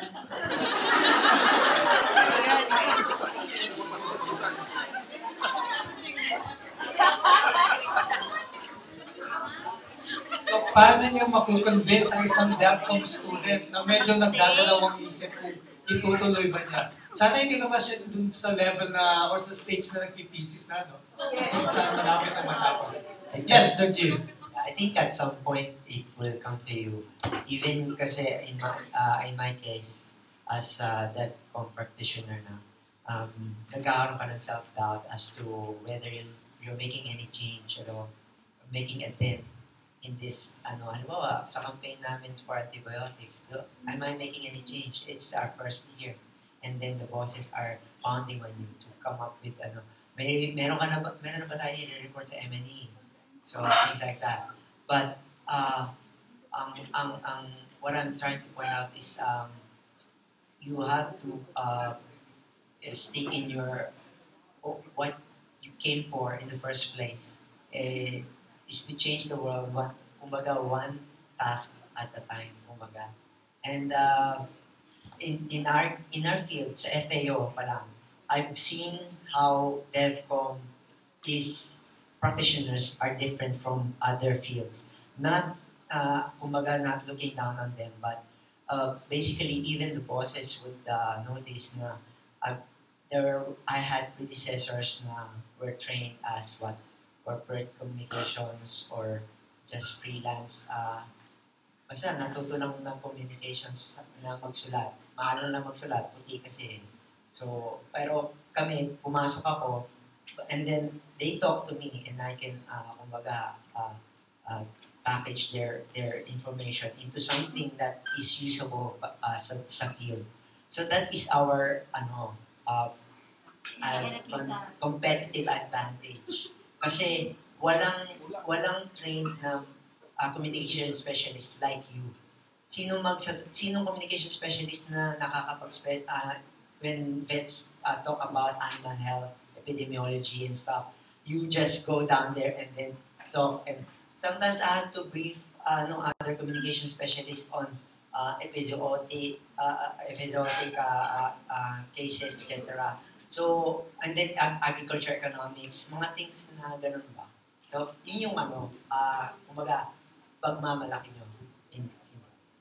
In other words, kailangan natin pagbutihin ang ating performance sa ating mga technical courses. Yes, Ma'am Arlene. I can say that with conviction that you're in a good place. But we cannot dictate kasi you need to have your own personal compass. What do you really want to achieve in your life? Parang is this the course for you talaga, or is this kasi parang even if we're all praising talaga Devcom, what it did for us, it really boiled down to, kasi diba sabi nga Stephen Covey, begin with the end in mind.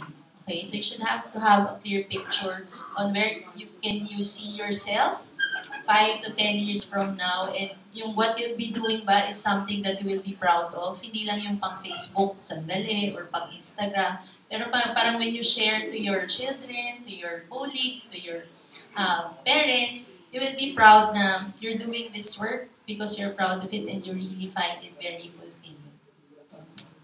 Okay, thank you, Ms. Arlene. Yes, sir? Para sa akin, Loren, medyo kailanganin ko pa yatang kunin yung context ng tanong mo. Are you doubting your capability to be still in Devcom? O yung konteksto ba na bakit Devcom?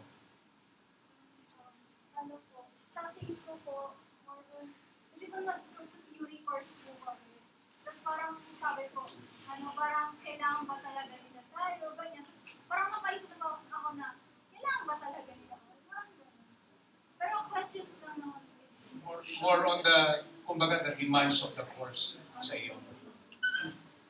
Well, obviously, siguro kaya ka nagtatanong sa amin kasi kami yung nasa napili na distinguished alumni para bang the medium is the message.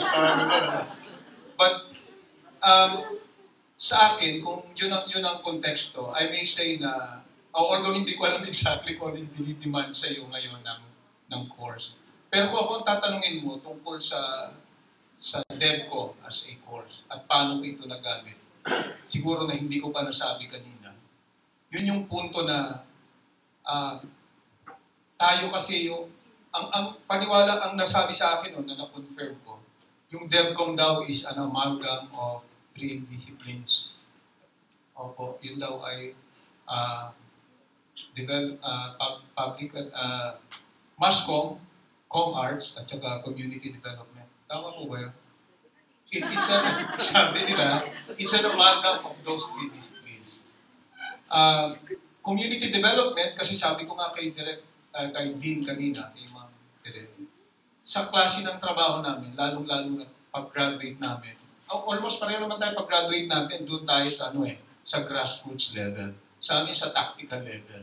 So, kinakausap yung mga tao, yung binabagit ni Ma'am kanina, nakikipag-interact sa kanila, unawain mo sa kanila, sabi nga ni Director Navarro, don't tell them solutions. You facilitate the discussion. Allow them to understand what their problems are and for them to find the solutions according to their understanding. Yun yung hindi ko makalimutan na unang pinakita na slide sa akin. Pinakita mo rin sa PIA. Yung may dala-dalang isang kandila. Sa isip nung may dala, Ang dala niyang kandila will give light. Pero sa sad experience nung dadalan niya, nasunog yung bahay nila, yung komunidad nila dahil sa kandila. So magkaiba yung pananaw niyo with regard to the same candle. So my point being, maganda ang kurso ng Devcom kasi nandito yung opportunity mo na hindi ka lamang magturo, kundi makapag-bridge ka ng understanding, makapag-facilitate ka ng propagation of knowledge. At the same time, ito rin ang pagkakataon para maging part ka ng change, di ba? Sabi nila, change daw ngayon ang uso, di ba? But actually, change does not come from the leadership. It comes from us. So, ikaw yung magiging catalyst of change. Yan ang sinasabi natin sa Devcom. You will be the catalyst of change. So, di ba magandang challenge yun para sa iyo that you will be the one to start change. You will be the spark that will start to ignite and provide light doon sa lugar na madilim, figuratively speaking. So I think you're on the right track. Just keep going. You can still influence all those who are seemingly having some doubts about where they're going, because kagaya nga ng narinig mo sa amin, you will find its own application pagdating ng araw, pag-graduate mo rin. Thank you. Thank you, Colonel Arevalo. Before we proceed to Ma'am Gasmen and Ma'am Peya, we would like to acknowledge the presence of Dr. Crispin C. Maslow as a former professor at the College of Development Communication. Yes, ma'am. Meron po ba kayong gusto pang i-add tungkol po sa question? Ano po inyong magbibigay na advice? Yung nasabi ko kanina nga na ang Devcom ay natatanging uri ng komunikasyon, one of a kind lang to. Kaya listen to your heart at you're in the right place. Devcom, a development communicator is unique, no? So huwag kayong aalis sa Devcom. And what makes you unique? It's the science background. Okay? Ang ComArts, MassCom, wala yung science background. And having that knowledge about science makes you unique, makes you quote-unquote take the ball. At marami talaga mga opportunities for Devcom. There will always be professionals, there will always be grassroots people who will be needing your services as a development communicator. Marami. Kaliwat kanan, we have been receiving requests for training from DILG, from the Marine Science Institute, from NGOs, from GOs. Marami talagang opportunities for a development communication graduate. Kaya don't worry.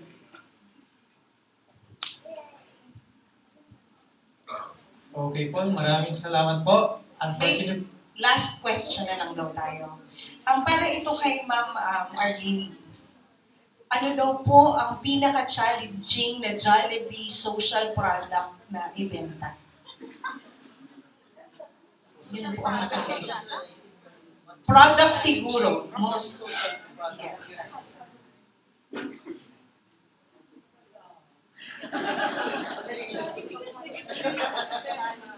ano pong isang spokesperson?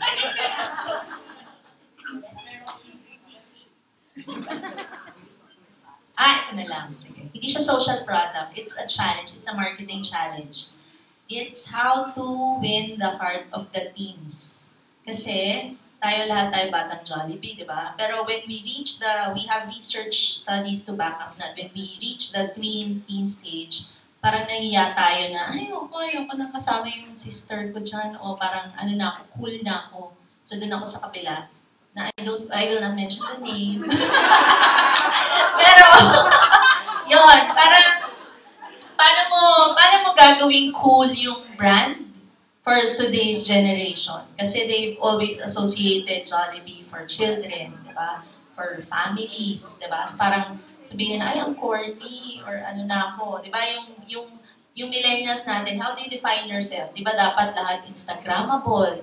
You should be seen in cool places. You should be associated with basta anything hip and cool. So siguro that's the challenge for us, especially that we're celebrating our 40th year next year. So it's really not a young brand. Si Jollibee hindi siya 40 years old kasi yung mascot is Wala siyang edad. So, yung company, yung 40 years. So, yeah. So, kaya nga we've been deliberately doing and investing on teen-centric campaigns. So, that's why I'm very proud of the Ambassadors campaign, yung mga UAAP engagements namin and sponsorship. And then I'm proud to share also that we've actually seen results because we're now the #1 leader, QSR leader in terms of the teen market. So after many, many years, so dati ang nananalo kami over families or moms. Pero now, yun, Jollibee can be cool. Do you think ba Jollibee is cool?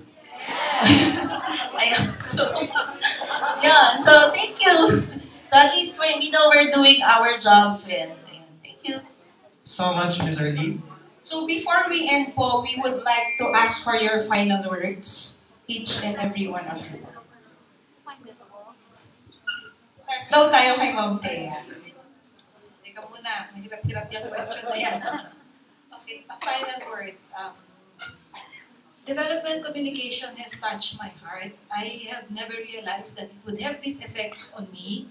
Ngayon lang ako magdadrama pag bigyan na ako.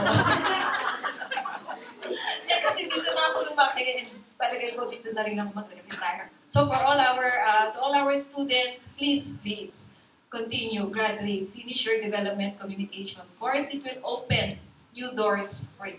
Maniwala po kayo sa amin. Salamat po.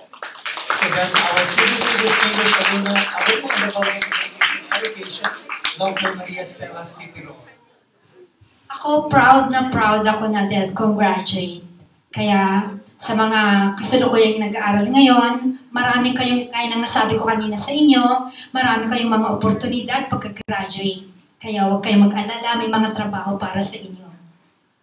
Maraming salamat. Thank you, Imelda Gasmet, our CDC Distinguished Alumni in Intercultural Communication. Sa akin, I think kahit tumakas ka na ayaw mo mag-practice ng Devcom, but yung heart mo talaga is in changing the community. I guess you come back practicing what you love doing best. And for me, I keep coming back to Southeast Asia where most of these developing countries are, and then maraming poor communities. And it has completed me spiritually. And syempre, additional na lang yung financial. But it doesn't matter kung magkano man ang earn mo. I started with 10,000 maybe, but it was nothing compared to how you feel na yung isang farmer, they feel so grateful how you protected their farms, their animals, and na i-relate mo sa kanila yung risk na in danger at kumaga naiwasan nila yon dahil sa produkto mo.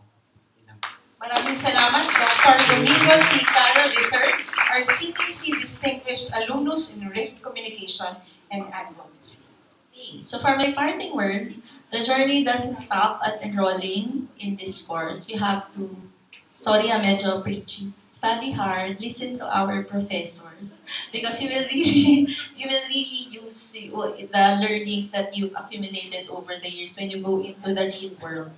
Ayun, so personally, I'm very proud that I took this course. I recommend this to everyone pag nagtatanong, ay, kung paano itong course? Even if when new grads apply to our company, you can already see the edge of a Devcom grad from the graduates of the other schools, which I will not mention because some of them are my colleagues now. Pero I'm very proud of my Devcom associates.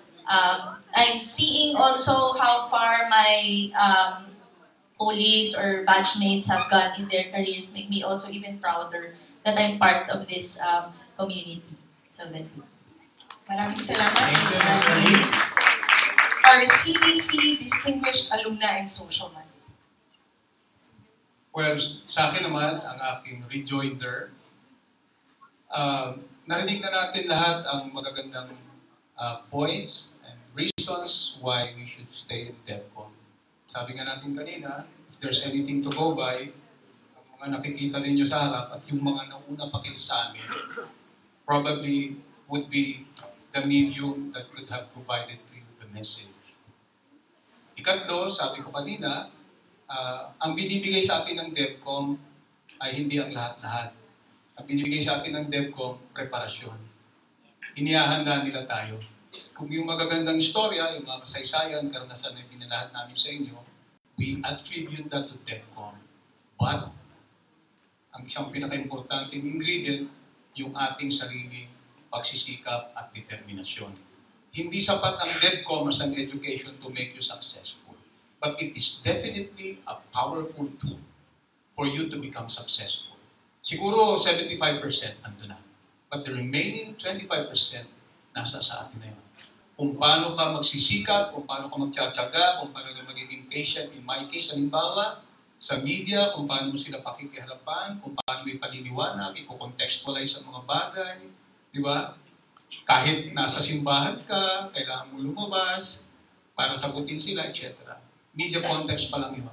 Yung pangangailangan ng mga may hirap nating kababayan on how you'll be able to broker the meeting between the needy and the provider of the need is a challenge. Pero napakalaking aspeto ang kaalaman natin sa Devcom para mapag-materialize natin yun. So, ang gusto ko lamang sabihin, pag kinumbay natin lahat yan, magiging successful tayo. And don't worry, if you feel na kulang ang challenge in other fields, you can go to us in the Armed Forces of the Philippines. And you're very much welcome there because your talent, your skills, your perseverance and determination, reared and nurtured in Devcom will be in a good place for you to exercise and practice. Magandang hapon po. Very well said. CDC Distinguished Alumni Communication or Peace. At this point, we would like to call dito po sa unahan si Dr. Velasco, ang ating dean dito sa Devcom, at si Mr. Sherwin Felicidario para po sa... President of the College of Development Communication Alumni Association. Para po sa awarding ng token and ng certificates. Okay, tawagin po muna natin si Ms. Arlene B. Adeva, CDC Distinguished Alumna in Social Marketing. We'll read first the citation. The College of Development Communication, UP Los Baños, and the College of Development Communication Alumni Association presents this certificate of appreciation to Ms. Arlene B. Adeva for delivering an inspirational talk on development communication practice at Speaking of Devcom, Conversations with Devcom's Finest. Given this 10th of October 2017 at the College of Development Communication, UP Los Baños, signed by Dr. Maria Teresa H. Velasco, Dean, and Associate Professor Sherwin Joseph C. Felicidario, President, CDC Alumni Association. Assistant Professors. Pinromote ko siya.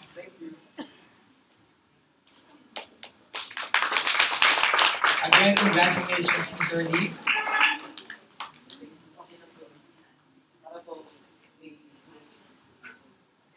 Next is Colonel Edgar A. Arevalo, our CDC Distinguished Alumnus in Communication for Peace. Bigyan po ulit natin ng masigabong palakpakan si Colonel Arevalo.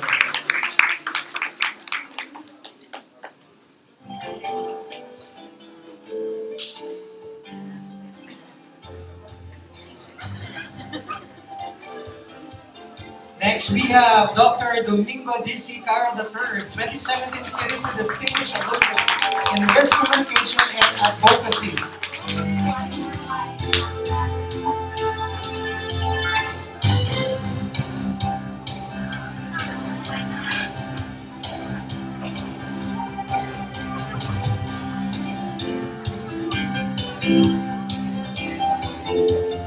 Dr. Maria Stella C. Tirol, CDC Distinguished Alumna in Development Communication Education.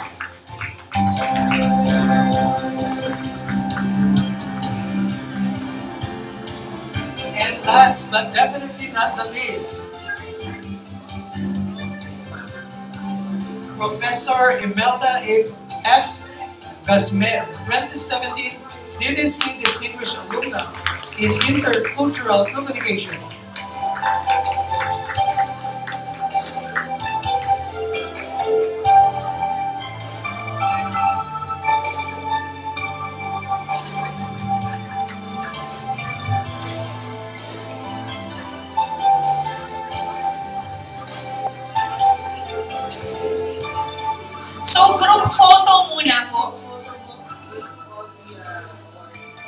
before we go to the closing remarks, so meron po muna tayong group photo. Habang nag-group photo po, magpo-closing remarks na si Sir Sherwin Felicidade.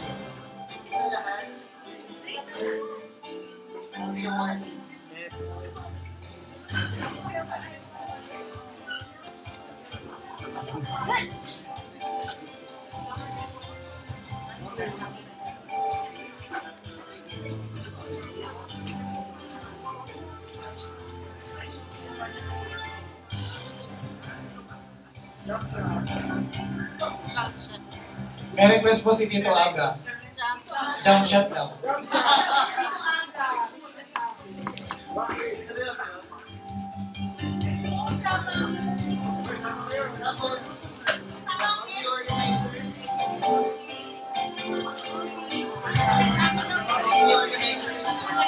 Maybe request po Dr. Masnog, Dr. Rex Navarro, Professor Lonnie Vega, Dr. Suva, CDC officers, ex-official members, please.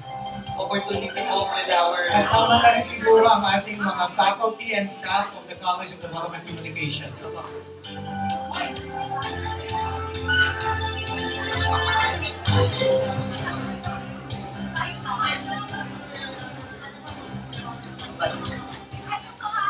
Okay, so habang mag-photo opportunity po tayo, magpapasalamat na po ako bilang tagapangulo ng CDC College or the College of Development Communication Alumni Association. Maraming salamat po sa mga sumusunod for making this event possible.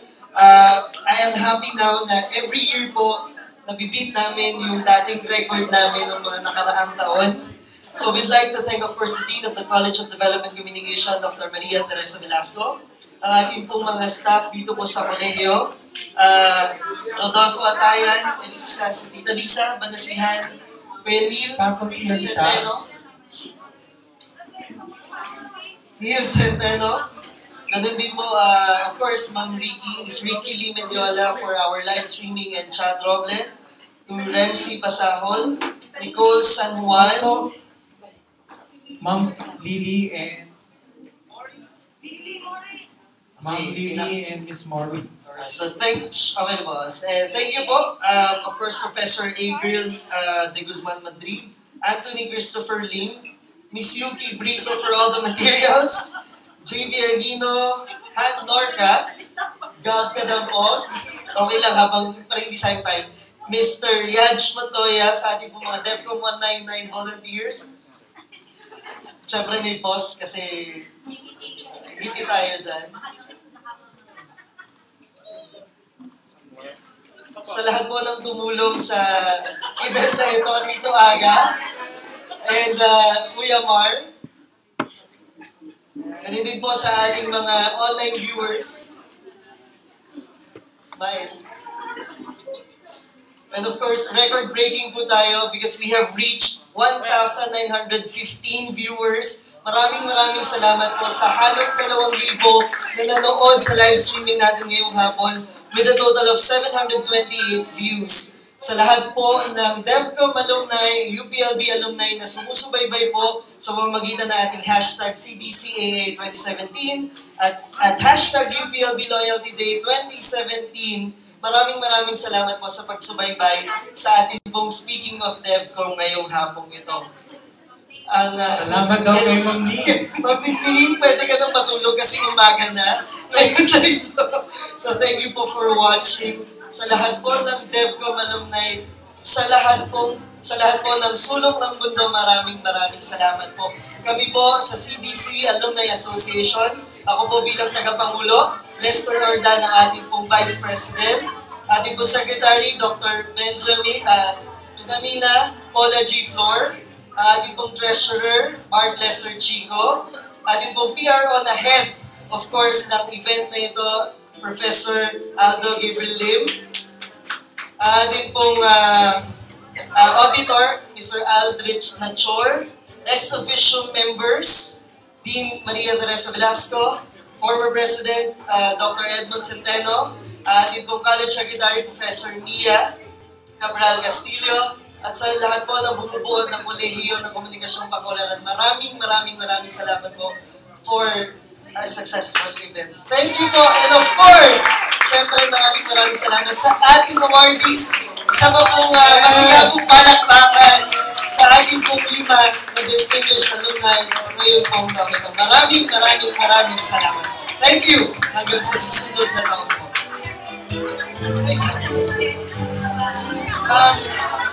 Students, please, photo opportunity with the awardees. Students.